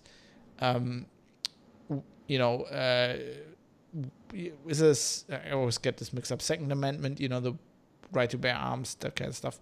That, like, if the ideas the Democrats have about that jives with the European Mm. feeling about Yeah. that. So it's just natural. It's just like they're not critical. The journalists, I don't know what it is. I don't know why they're not per default critical. I always thought. So I for a long time, I always thought I wanted to be a journalist, and for a long time I thought I didn't want to be because of pay and whatever. But the longer I've been a journalist, the more I feel like it's a perfect job for me, because I am per default critical of everything, and Mm. I've never done anything in my life myself. The only thing I can do is criticize other people. Right? That's what I like to do. And that's why I feel like I'm Fair a enough. perfect journalist. That's what journalists do. Yeah. Like, that's what I thought. You get trained to be a critical thinker, and you analyze what other people do, and then you point out where you Mm. think they did wrong. But apparently, I'm the only one who does that. I don't know what's happening. I think just as you said it there, I think what I would want, and I remember this from my teenage years and early 20s, in Denmark, sort of listening to news there and doing it. I would actually want people who have that reportage skill, where they go like, they're not necessarily talking about exactly what things mean for Americans, for example, in this case, but also going like, okay, so in Europe or for Denmark or whatever, this would mean so and so, and have that kind of, as you say, critical lens where you go like, okay, I have to view it from an angle because I can't be super objective because that's, philosophically impossible. I would actually love more of that, where we have to accept we're Europeans, right? And you've been to the US, I've been there a little bit, parts of it. Once for 2 weeks, Yeah, yeah. Yeah, but so we have actually very little claim to understanding what's going on. But because it's such a hegemony or whatever you call it, that they have a pervasive culture that's influenced us for many years. Their military and political decisions have far-reaching consequences for us as well. You have American bases, as you said, in Germany, and so we do have a right to sort of think about what goes on and have an opinion about it, I think. But you have to frame it with, as I said earlier, I look at the US as something that will influence me in my life and my family's life indirectly. And that's why I have an opinion on it. And I will say that straight up. I mean, And I would I want completely journalists and opinion makers to go like, this is where I'm coming from on this, I completely agree with you on that. Like, my issue with those German journalists specifically is not that they're like, this is important to us. My problem is that what they are trying to do, what they do, is they explain to the German public what the Americans think. Right? And because they read that in the New York Times and they re-explain, and they have no fucking idea. What they should do is say, this is what this means for us in Germany. Right? They should go, well, I mean, the obvious criticism that I've never heard, but that's the obvious criticism, that if you're German journalist of Trump, is like, Trump is a bad case for Germany because if you look at the geopolitical situation right now, you have Brexit, you have Germany establishing itself as the prevalent power in the European Union. You have Angela Merkel driving politics in Europe, and Europe being kind of turned on into a realm that is largely governed by German interests, which is good if you're German. But with Trump, you have a president who recognizes that, who attacks Europe and clearly attacks Angela Merkel directly. And that is a geopolitical problem for us. And it would be different if Biden's president. I think Biden would be a lot more diplomatic towards the EU, would probably make more concessions. I mean, Trump in a certain, when he says we get ripped off by the EU, right? That's very populist. But in a certain respect, he's right. The reason the European Union was founded, it wasn't founded as a political union. It was founded as an economic union. Because the European states realized that they are too small on their own to compete with the big economies of Russia, which kind of collapsed or whatever. It's not the point anymore. And the US. So it was founded as a union to exploit or to fight in the market with the US. And that's what Trump means when he says they rip us off. And you also had French protectionism there, right? Because they have a strong they want to protect their economy and their German, social structure. The Germans the same way. I mean, we want to export cars everywhere. And it's easier if we have but the EU was founded as a single market to compete with the market in the US. And Trump is right about that. And so the analysis, if I'm a German political commentator, the analysis is that Trump is bad for us because he's onto what we're doing in Europe. Yeah, but you don't want the moral outrage about his sort of populist and escapist, maybe even things that he throws out at rallies and stuff. But you want the sort of heavier, better analysis of the actual politics. No, it's more about these journalists trying to explain to Germans how Americans think when they have no idea. They're German journalists. I've never, as I said, I've only been to the US for like 2 weeks, but I would say I probably understand American politics and the American voter better than a random journalist at FAZ, just by the fact that I've been listening to like American TV, radio podcasts for the last 14 years. Right? I consume a lot of, I consume more political material about the US than I consume about Germany. And it's a bit like me in the UK, actually. Yeah, you're just an, an observer. And I just said I just think I observed more than those people. Like even if they're the bureau chief in Washington for fucking Der Spiegel, They know what Washington is about, but do they know what Montana is about? Do they even think about that? I just don't feel that in the way they're writing. And the way they're explaining the American voter to Germany just doesn't gel with me. It just doesn't gel with what I hear when I talk to actual, people from the US who listen to my podcast, who I mail with sometimes, send them emails. They have completely different views than what these people think they're explaining. And that's not their fucking job. Their job is not to explain. I don't care. Their job is to explain what the election that happens next week means for Germany.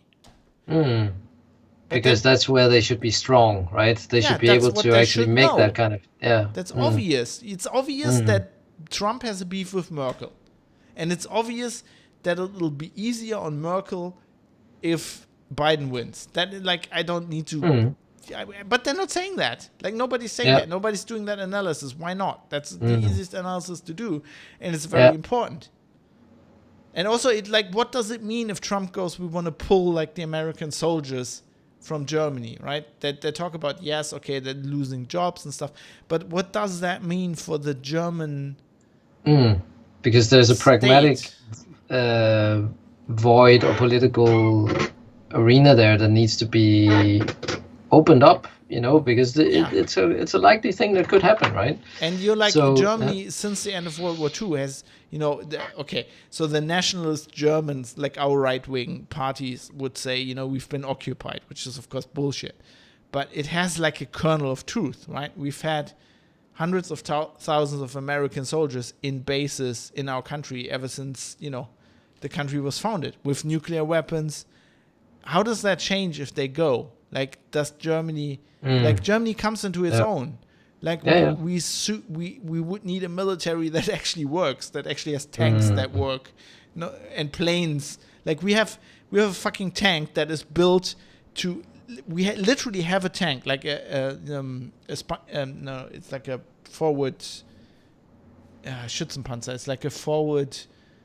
It's not a main battle tank. It's like one of these little reconnaissance tanks, right? Yeah. And it's built to be flown into an operations area and then deployed. Are you okay? Sound like you fell off. Okay, you fell off your chair. But we don't have a plane that can deploy that tank. We need the Americans to fly this fucking tank to wherever we need it. Oh God. Yeah. Because we never managed to build that fucking plane. It's planned for ages. But we would need to come into our own. We have a constitution that says we cannot be involved in an attack war in another country. What does that mean? What does that mean for our military? What does that mean? This is the questions I want answered that nobody fucking even writes about. Because they're all oh, Trump is bad, Russia game, blah, blah, blah. It's well, I mean, again, and we can return to this in part two. You probably should. But, his antipathy to the EU, and especially some of the actors in the EU, I remember the time where Angela Merkel met Vladimir Putin, and one of the things he did was he brought his dogs to the meeting, and Merkel is petrified of dogs, as far as I remember. So classic KGB move. classic intimidation technique, right? Yep. So she, there is that kind of stuff there where he knew, he had files on her. He knew that. Oh, totally. And he was pushing the buttons. So again here, even if he's not doing Putin's work, he is still doing Putin's work in a way, right? And that's also part of the analysis there, that we have a president that is gonna probably pull out or whatever, reduce the American influence in the European sphere. And what does that mean?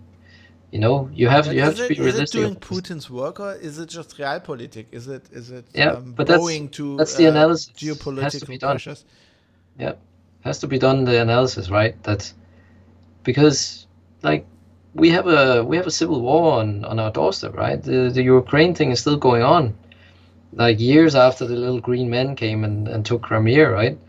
Where, yes, Obama didn't really do anything about that for whatever reason, and so on and so forth. There's a lot of stuff there brewing and going on and I agree totally with you. We need to look at it from a realistic and pragmatic point of view. Totally. My point about is why didn't we step in? Why didn't Germany step in?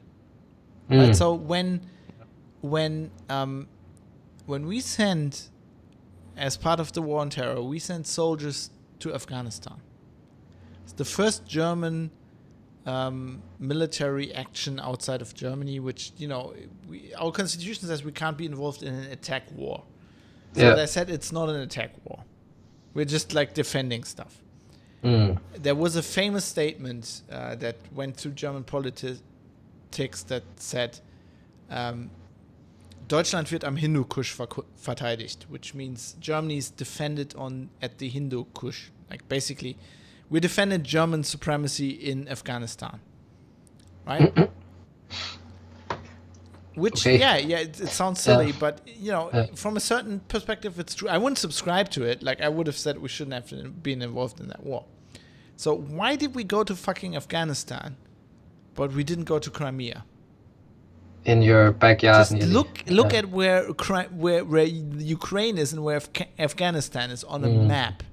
Yeah. Right? I don't understand why we.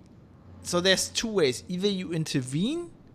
Like for me, maybe I'm unrealistic. Maybe I studied a lot of politics and history from like the 19th century and the 18th century, and I feel like I'm like a follower of Bismarck, right? And I go like Realpolitik, and I go like you have two choices.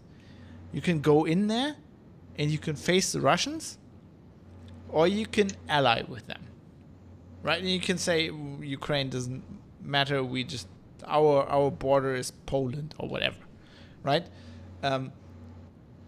And the thing that never gelled with me, that never understood, which is probably smart in the long run, I would never understood, is Merkel's policy of that's her policy of doing nothing. She did nothing. And she's very successful with that. Yeah. And the only way when Merkel gets pushed and she's making mistakes is when she moves, which is happening right now. Bring COVID in again, which is a quick mention. But or the lockdown, yeah. No, anything where she's being pushed from her Teflon, we call her the Teflon Chancellor, because every scandal and everything, it doesn't matter what happens in her cabinet, just flows off her. And the only time she ever makes mistakes is when she actually does decisions. And I just don't like. Maybe I'm a dumb person, or maybe I'm just simple in my mind, but I just prefer guys like Trump, who know what they're doing, and they have a relatively clear line where they go, I'm going to do this. But when you say prefer, what you mean is you know how to deal with them. You don't necessarily want to vote for them or whatever, but you can. Yes, it's easier for you to. As a different country, I can deal with them, but even as a voter, I know what they're going to do. Yeah. Right? So Merkel's decision to not do anything in Ukraine, this is what you're uncomfortable with when you're mentioning Ukraine, and I'm uncomfortable with this as well. Yeah, and I'm sure she took a lead from Obama, right? Yeah, but Ukraine is a fucking hotspot that we're going to have to deal with at some point. At some point. At some point, we will have to decide as Germany, are we with the Russians or against them? There is no... Like, Merkel pretends there's a middle ground. There is no middle ground in foreign policy. At some point, it comes down to the wire, and you got to stand on one side. At some point, you got to decide, will you have Hitler step over that line again, or are you going to go to war? That's how it goes. It is very uncomfortable. There's one thing I know it's not necessarily related to this kind of Ukraine situation or whatever, but who cares? Yeah, but another point for another time is then this kind of status quo politician against a disruptor politician, and obviously Trump being the disruptor, and for example Merkel or Biden being the status quo one. I don't know how susceptible you'll be to maybe going in and looking at and we've talked a bit about philosophy and societal structures and so on, but at the moment I'm using my spare time to kind of take some courses in environmental challenges. It's on FutureLearn, but it's done by the University of Leeds. And it's really interesting because there's a lot of sort of economic and society theory behind it in these first sort of elements that they're leading up to how to deal with how natural resources are distributed in the world and how you can sort of have a fair and just environment. And I think it links a lot to this with, society as a whole. We do love the old status quo, don't we? That's it's I'm a that. conservative. Did you So- call it? Did you been called call it that. inertia at one point or something? I can't remember. But anyway, it's quite clear that, in my opinion anyway, Trump is not the answer. And you're right, Biden or somebody like Biden, where, they're not really the answer either, because what's going to happen if he wins is that, we'll all breathe a sigh of relief. But he'll then just I won't, continue the but sort of yes. standard American policies around energy use, military intervention, expansion, and so on of normal, let's say, capitalist interests in the world, right? I mean, that's not going to go away, right? So the whole thing about how do we sort of halt the destruction of the natural environment that I do think is going on, and again, you're a bit skeptic on this, but I think that would be a really interesting thing to go from a political point as well, because now I'm actually learning about it, so I would be able to talk a bit I think we more should do that. succinctly about it. I wanna. I'm planning an episode on that. I think I need to do before this, which is also, sometimes I have these things where they're not really connected to privacy, but I think it's important to understand, like the socialism episode I did, where I feel like I need to talk about the scientific method for that, because I have some issues with some things that people think or people claim are facts, which I don't think are facts. But yeah, I feel like we should definitely go into that. I also Cool. feel like we should definitely reconvene as soon as possible after this election. It feels like it. It's been a good episode this far, but I think we probably have to start wrapping it up. Yeah, definitely. I just but wanna- obviously you on the whiskey and me on the green tea. We could probably keep going, couldn't we? I'm nearly through this bottle of whiskey, so that's a good sign. But like one thing I just want to bring it back to is the privacy angle, right? Because I feel like it's not only with you. I mean, we've talked now for almost 3.5 hours about this stuff, and we talked about a lot of political stuff. But I do this quite often on this show in general, just talk about political stuff. And I feel like some people expect the privacy angle. And Oh, yes. Okay. Yeah. But for me, this is like, I want to explain how this is like all interwoven, because I feel like, so for me, privacy stems from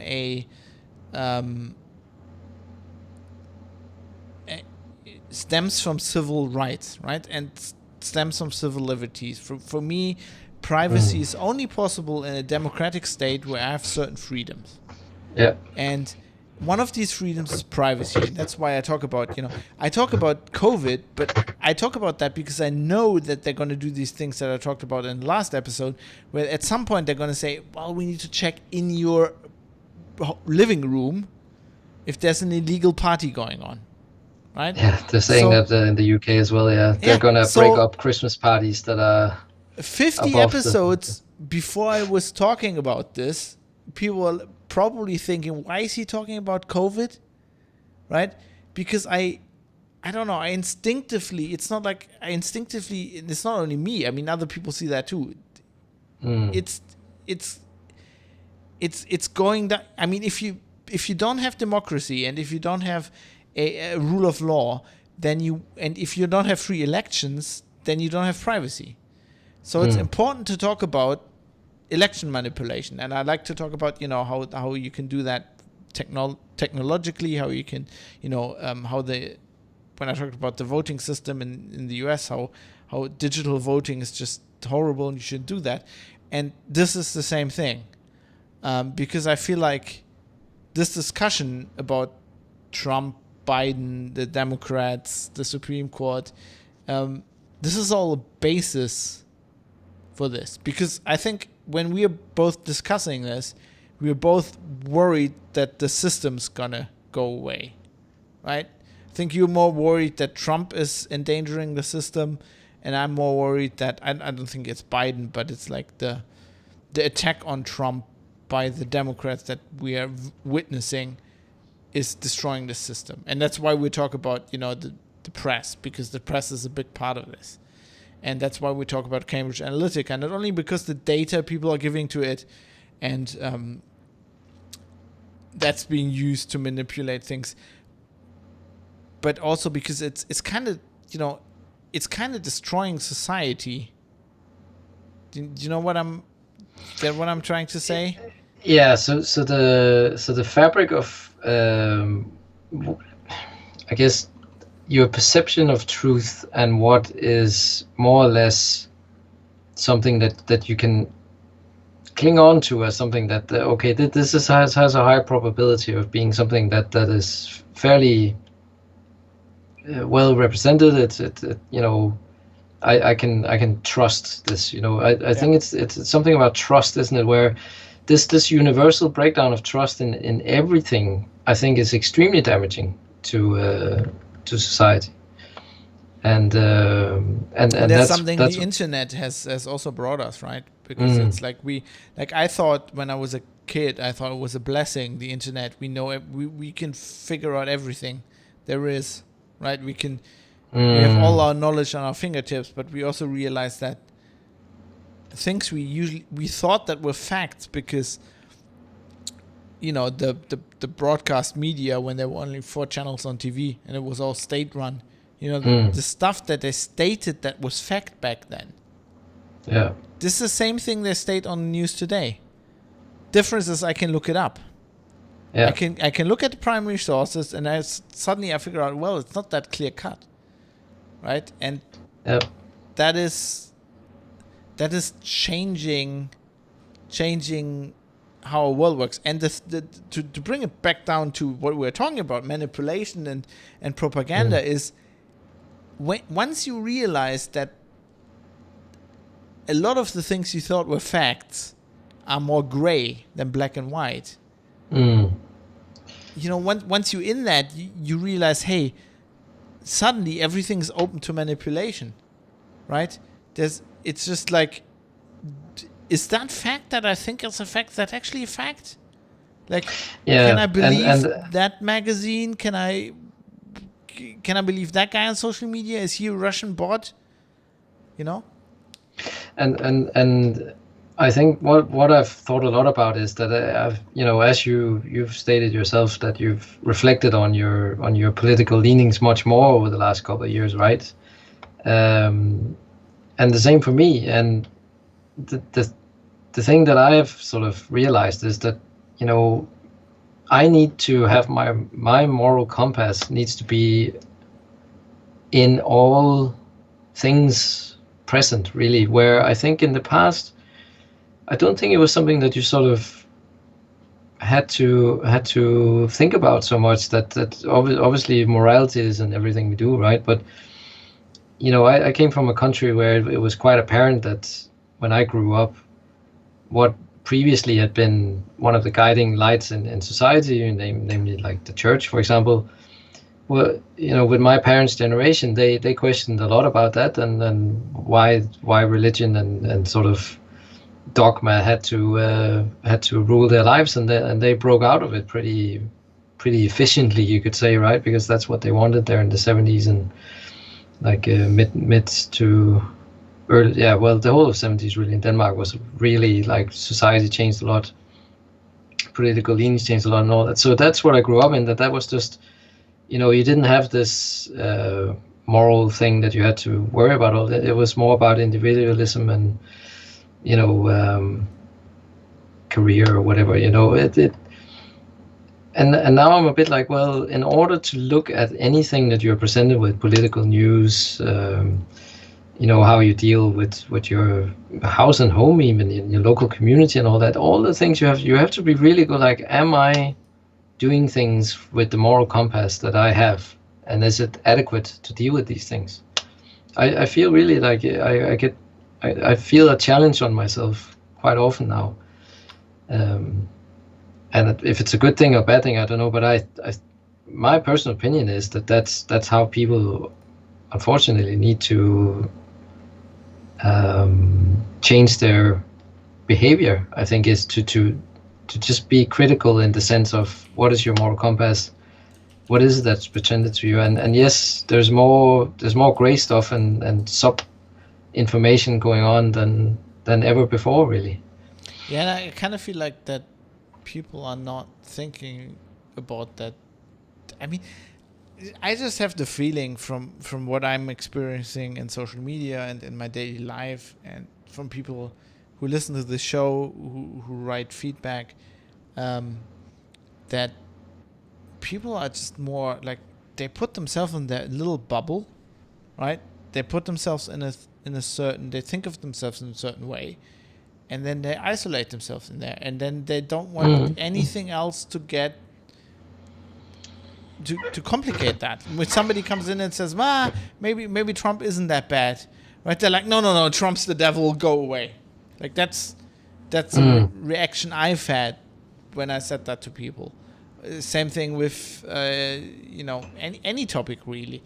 It's like people isolate themselves in these labels, and they put labels on other people, and I feel like that's a way to, I don't know, make our lives more easy because it's become so complicated.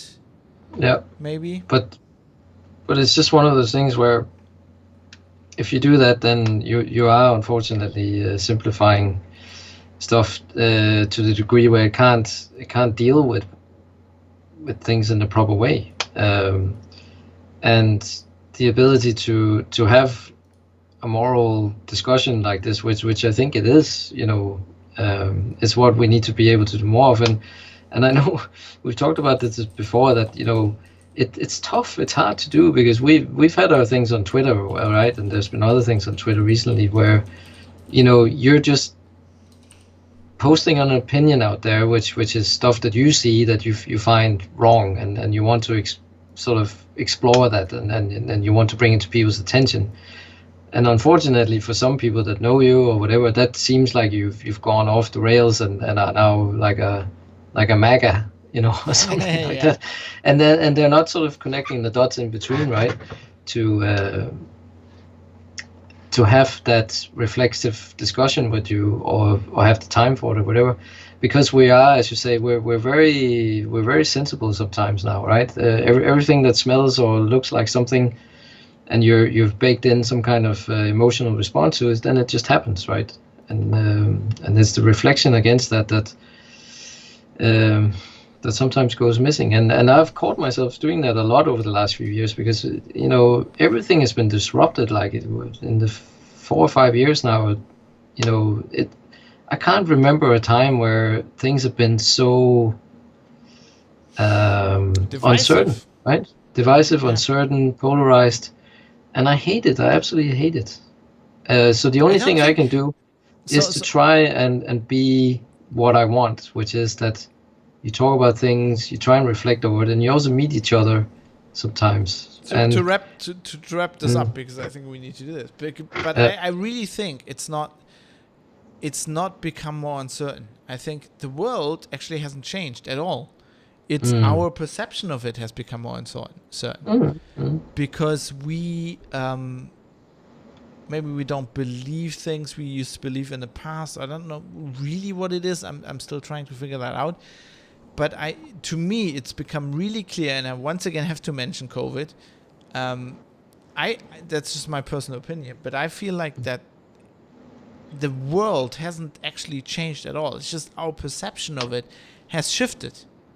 And it's the same thing with Trump versus Biden, where I don't know, George Bush, Al Gore, or whatever. Was it Al Gore? Yeah. Al Gore, yeah. Al Gore. Yeah, it's just I think that was politically the same thing. It's just our perception of everything has shifted, which also makes in some ways the stuff we were talking about, propaganda and manipulating, easier, because people are not so sure about their opinion anymore. They're not so sure about sources anymore. Back in the day, it was the television. You had the television, and what they said on the television was, they were journalists and they knew what they were talking about. Today, anybody can be a journalist, anybody can be a blog. Like, do you know if the site Yeah. Politico or whatever is actually, like, Anybody do can you make know that is, podcasts.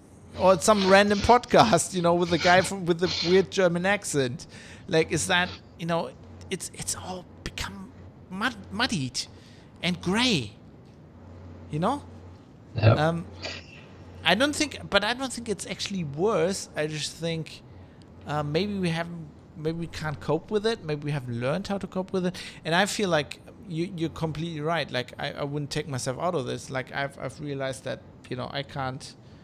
It isn't working on social media. People don't understand me when I argue with things. They actually think I'm a weird Trump supporter. Why would I be a Trump supporter? Like, to me, that doesn't make any sense. I'm from Europe. You fucking hate Europe. Yeah. But that's the sensibility part, right? That the moment you said, because some of the things you've come out with could quite closely resemble what a real sort of MAGA hat has put out there, right? Yeah. And you really have to look into it to go like, okay, that he's not actually saying I love Trump. It's just, I'm just saying it's dumb that they can't make this critical analysis because they're just flying off in a different direction, and I think that's dumb. And that's your opinion, but it just, because it spells and sounds like something that comes out of a MAGA hat, then you get branded straight away. But they don't make that critical thought where, like, why would he be a MAGA hat? Yeah. He lives in Düsseldorf. By the way, I do appreciate the chat. We're still streaming this live after 3.5 hours, and there are apparently still people listening live. Well done. Trent MC says, weird German accent that is oddly comforting. I don't know what's going on there, but I don't know if I do want to know. There's a story there. Yeah, I think we need to wrap this up. I hope people did find this interesting. I do think this we'll have to reconvene after the election. For sure. Because it's not going to get less interesting. And I think it's going to be... we'll have issues... I don't know. It doesn't matter who wins this election. We'll have issues where this whole... Like, the election manipulation is going to come up again. It's going to come up again in Germany next year when we have an election. And when's your next election in Ireland?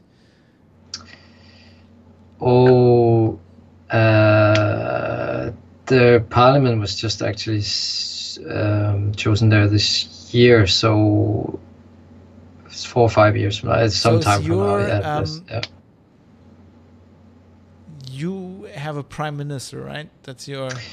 we have a Taoiseach, which is essentially prime minister, and then we have a president. Yeah, but the president is kind of a figurehead, sort of. Is that the guy who looks like a hobbit? He looks like a hobbit or a leprechaun or something. He's fantastic. Michael D. Higgins. I mean hobbit. Excellent. I don't mean that in a derogatory sense. I know. No, this guy's wonderful. He's absolutely perfect as a president. Baggins. Yeah, which is great. He's very comforting. He is extremely intelligent, well read. He can do poetry and stuff like that. It's kind of what you need right now. But that's the thing. He's comforting. He's a real father of the country kind of thing. He doesn't have any sort of real power as such, but he's just a person where everybody likes him. Like he can say the right thing at the right time. What you need. Merkel is not comforting right now. I can tell you that, and our president certainly isn't either. Yeah. So. No, we have a kind of funny setup here where there's 3 party leaders who will rotate as Taoiseach, as prime minister, over the 5-year period, because it's a coalition. So so you do actually rotate them. That's a good idea. Well, that's something they agreed, right? So it's the Green Party as the junior partner, and then there's the sort of the 2 center mid, center right sort of parties that they're in coalition with the Greens. Yeah. So. Yeah. That sounds like a good system. Anyway, thanks for doing this. It's my pleasure. It's been really, really good. I've enjoyed it. So hopefully you guys and gals out there have enjoyed it as well. And I think I'll get some feedback, as usually please go to Hope so. Yeah. privatecitizen.press. If you've Links. lasted this long, you deserve a prize. You should give feedback and get a mention. Yes, definitely. I mean, if you're listening, we need like a special code word that we can give out at this point. If you listen to this, The stamina prize. Yeah. yeah. I mean, wow. Yeah, very interesting. I think we definitely need to reconvene after the election. So let's do that. It's a date. Thanks for doing this, Mike. I appreciate it a lot. Thanks, Claire, for having me. I appreciate bouncing ideas of somebody who doesn't have necessarily the same opinions as me, which is helpful. Yeah, it's a fruitful discussion. I think we want more of that, right? We'll do this again. We'll definitely do this again. Thanks a lot, and best wishes to Ireland. And let's reconvene after all this craziness not gonna stop. No. So, see you then. Thanks very much, Fab. See ya. Cool. So let me just stop the record. My God, this is 3 hours 40. And you realize I have to record like an intro and everything. This is gonna be the longest episode. Are you gonna break 4 hours, maybe? No. I kind of want to go to bed now, and the wife's been in bed for ages, but I kind of have to record this now, so it sounds the same way. So I have the same drunkenness level, because if I do that tomorrow morning, it's just gonna be so gonna work. Brilliant. So if it's okay with you, I'm just gonna hang up on you now. Yeah. I'm gonna leave the Twitch stream running, and I'm gonna do that on stream after I went to the toilet, because I really need to pee now. No problem, man. So, thanks so much. Thanks for doing this. Yeah. Awesome. Talk to you soon. Yeah, after the election, we'll reconvene. Yeah. Bye. Bye. Yeah, so I thought this was great. I hope you do too. As I just said, I will quickly go to the toilet now, and then I'll try, in my slightly inebriated state, to record the intro and outro to this episode, and then I'll go to bed and edit it together tomorrow. So I'll be back in about 2 minutes or 3. I don't know. I'll be back.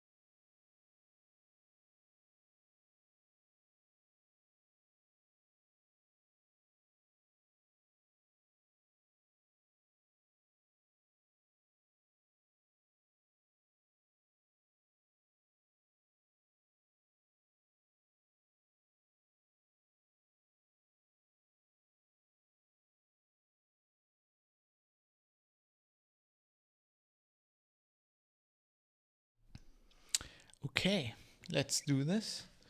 This will be interesting because I've never done it before. Well, technically done it before, like 44. What is this? Why are you doing this? Why are you doing this? Okay.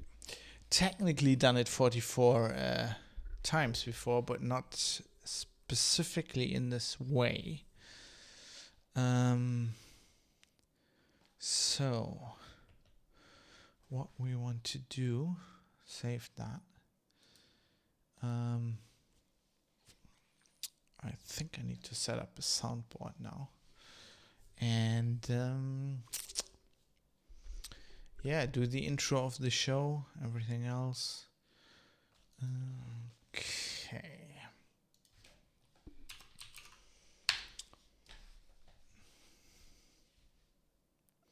Man, I'm still a bit hyped up from that discussion. That was quite cool. Right. So I think I'll just record this at the end here. 1 2 1 2.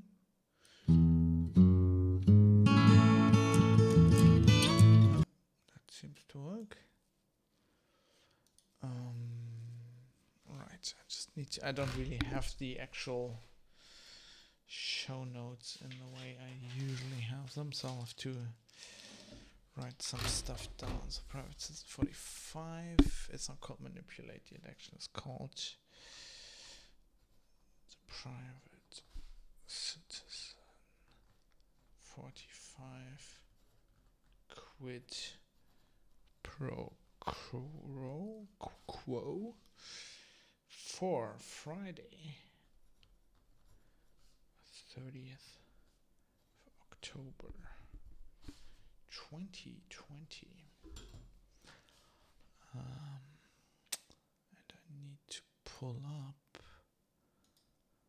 the latest episode. Yeah, so far gone, I might as well have a bit more whiskey.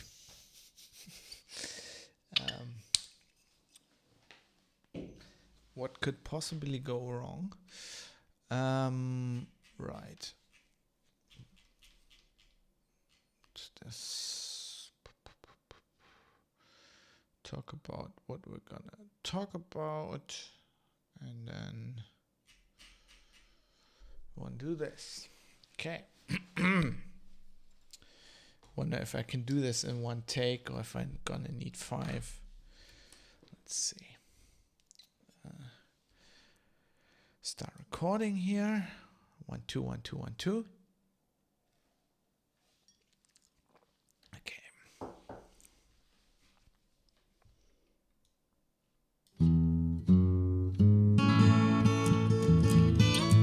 Okay. Looks like it's good. So again.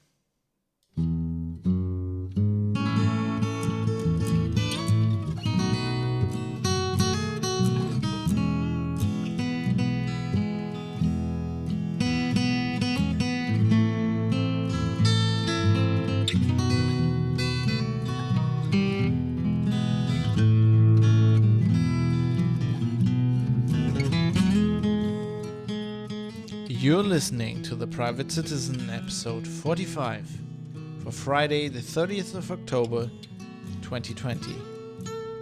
Quid pro quo. Hello everybody, my name is Fab. I'm coming to you live, once again, from the beautiful city of Düsseldorf on the River Rhine, Old Father Rhine, where we're heading straight into a lockdown. But I'm here once again to bring you an episode of your hopefully favorite privacy podcast, where we defend your right to have something to hide. Thanks for listening. It's the second episode this week. It's going to be some kind of a little bit of a special episode. I have Michael Mullen Jensen on the show, who I've talked to previously. We talked about journalism and the problems we're facing as journalists. Well, he's not a journalist, but he's an observer and somebody I'd like to talk to. Has very interesting viewpoints. And today we're going to talk about the US election and manipulating the election propaganda is obviously a timely topic, with the election being upon us, being next week. And we had a very long discussion today. I've obviously, as I'm talking to you, we've just recorded an interview, and it's been over 3 hours. So this is going to be the longest show in the history of the podcast. So, strap yourself in. I recommend an alcoholic beverage, preferably with more than 30% alcohol content. Mike's, as you will hear in a minute, is on green tea, but I've been imbibing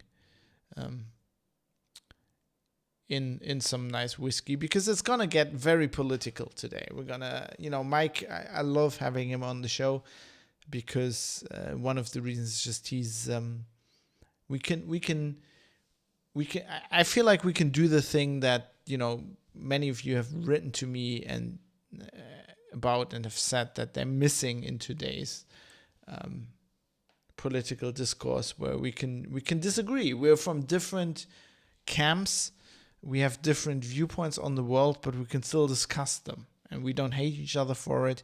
We don't put each other in put labels on each other and put each other in little camps. Well, we do sometimes jokingly. Mostly I do. And I think we had a great discussion about this. So before I'm going to get into that, I want to mention that this is going to be a very long episode. It's, second episode this week. I hope you appreciate that. I hope you like the content. I hope you're interested in... we're not only talking about the US election, we're talking about Brexit, Cambridge Analytica, how privacy plays into propaganda, manipulating the elections, and things that not only... basically, we're trying to tie the US election to stuff that all of us are impacted by, in Europe, how it's important for us, how it's important for our next elections, stuff like that. I hope you'll find this very interesting. And just before we start, I would like to point out there are show notes. If you go to privatecitizen.press, you can follow along. Before we recorded this, Mike sent me quite a bit of notes that I'm going to put in the show notes that you can read along with. And I would urge you to comment on this. If you're listening to 3 hours of both of us discussing this kind of stuff, you must have an opinion. You must have points. Maybe write them down while you're listening. I don't know where you're listening to this, but I would appreciate your feedback. And as you will hear later, obviously, little peek behind the curtain. Obviously, I'm recording this after we just recorded the interview. But Mike and me decided that we'll reconvene after the election. And maybe if you have questions for us or points you'd like us to discuss or you'd like to make, please contact me. Go to privatecitizen.press. Under feedback or in the footer, there's a contact link. And without further ado, because this is quite a long show, let's get into the interview I've recorded early on with Mike. And after that, there's gonna be no feedback in this episode because it's quite long enough, and I kind of anticipated that. So I'm gonna bundle the feedback and do that next episode. I already received some stuff about previous episodes. So we'll have this interview, and I'm gonna wrap up the show. But without further ado, let's get into the topic. Let's talk about elections and how you can manipulate them if you're so inclined.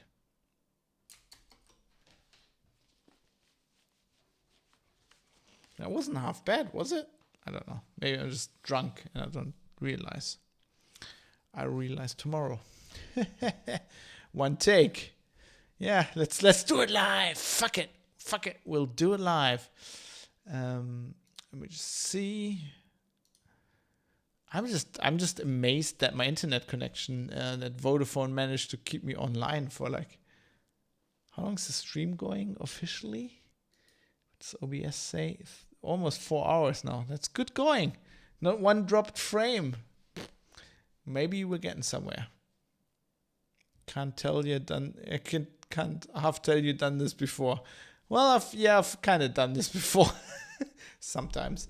Right. Let's see if I can do the ending of the show. In the same way, we have to read out all these names, which is gonna be hard. Cheers. Okay. Let's do this.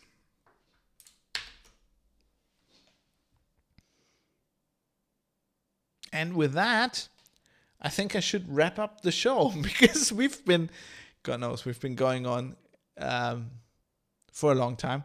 Once again, I would like to reiterate, if you have any comments, which if you seriously listen to all of that, you should have some ideas, and I would like to hear them. Maybe if you're from a completely different country and you have some input on the election, on maybe some stuff that happens in your country, in your elections, please let us know. I'm going to forward any relevant stuff to Mike, of course.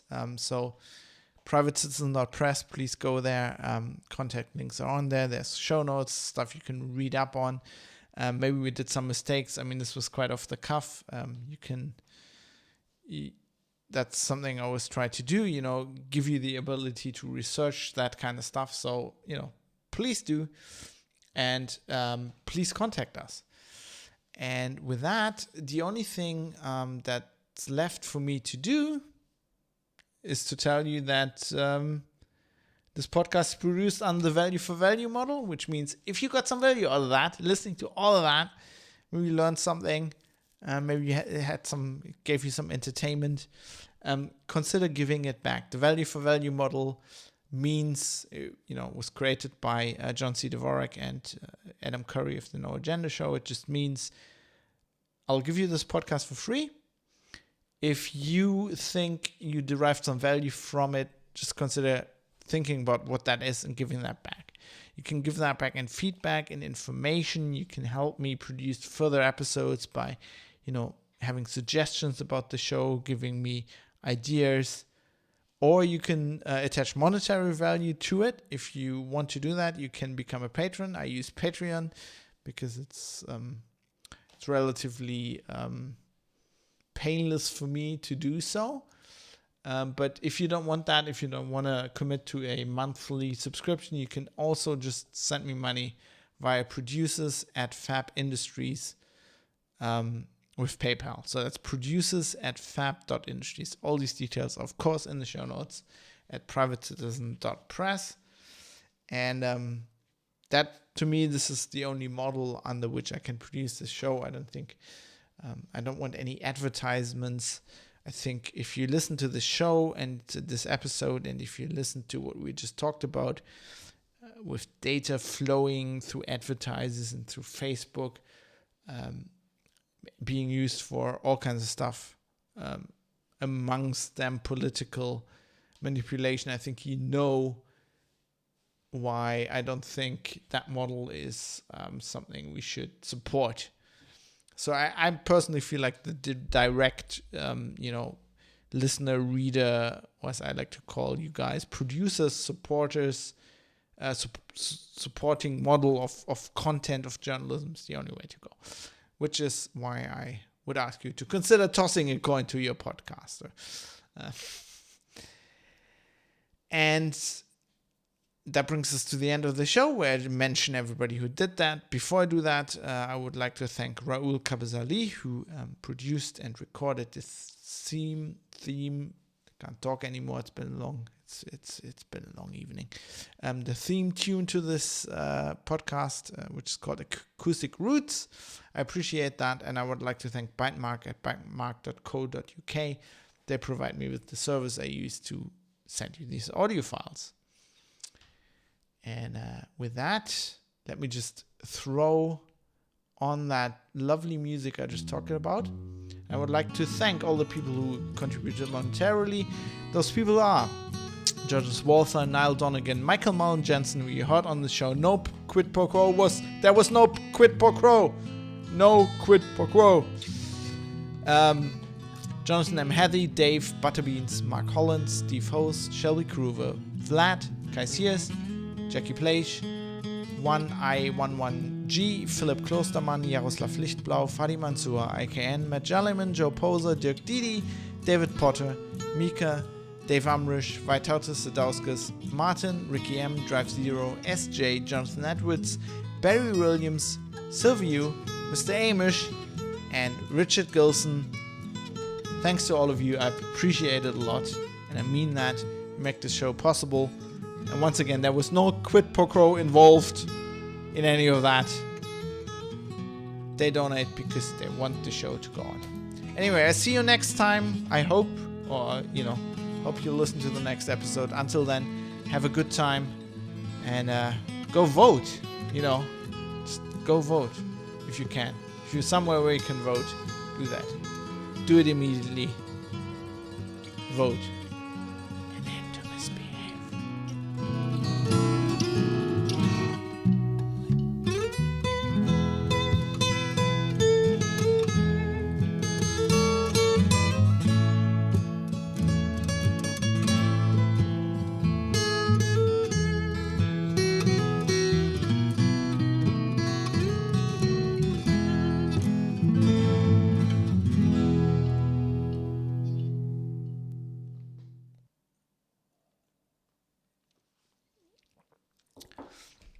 I feel like that was great.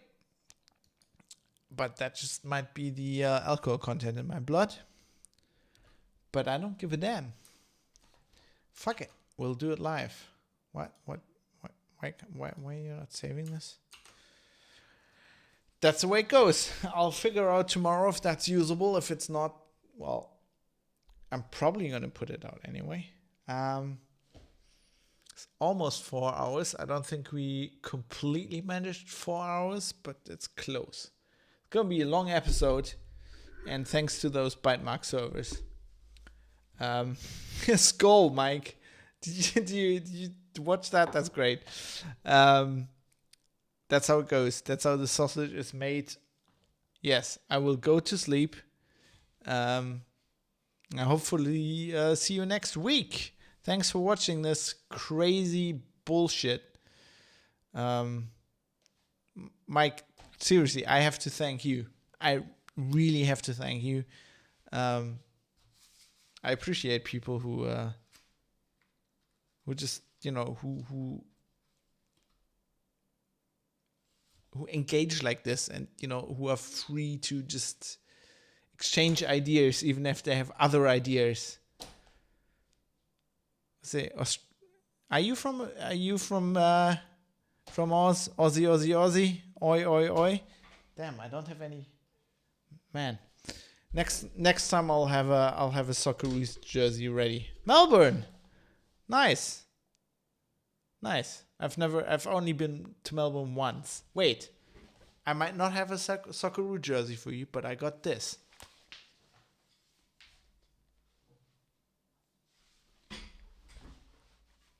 Yeah, I know.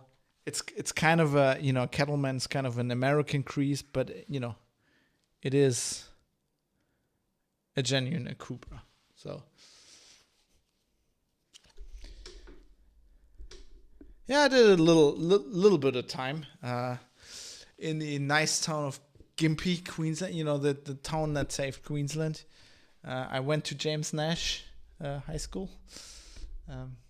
Oh man, I wish. Oh God, the worst thing about this whole COVID situation is like the travel.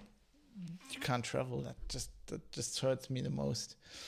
But it'll go back to normal at some point, and I'll be down there again. So at that point, maybe we can meet at some point. Anyway, thanks for watching. Thanks for being along for these crazy 4 hours.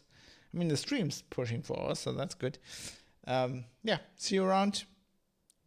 One last question: what time is it down there? What time is it at the moment in Melbourne? Put that hat back. 11:14 a.m. Well, you've got a whole new day ahead of you. So have a nice day. Yeah, and Mike's got the right emoji there. That's the exact same hat. So, see you around. Thanks for watching. Have a good day.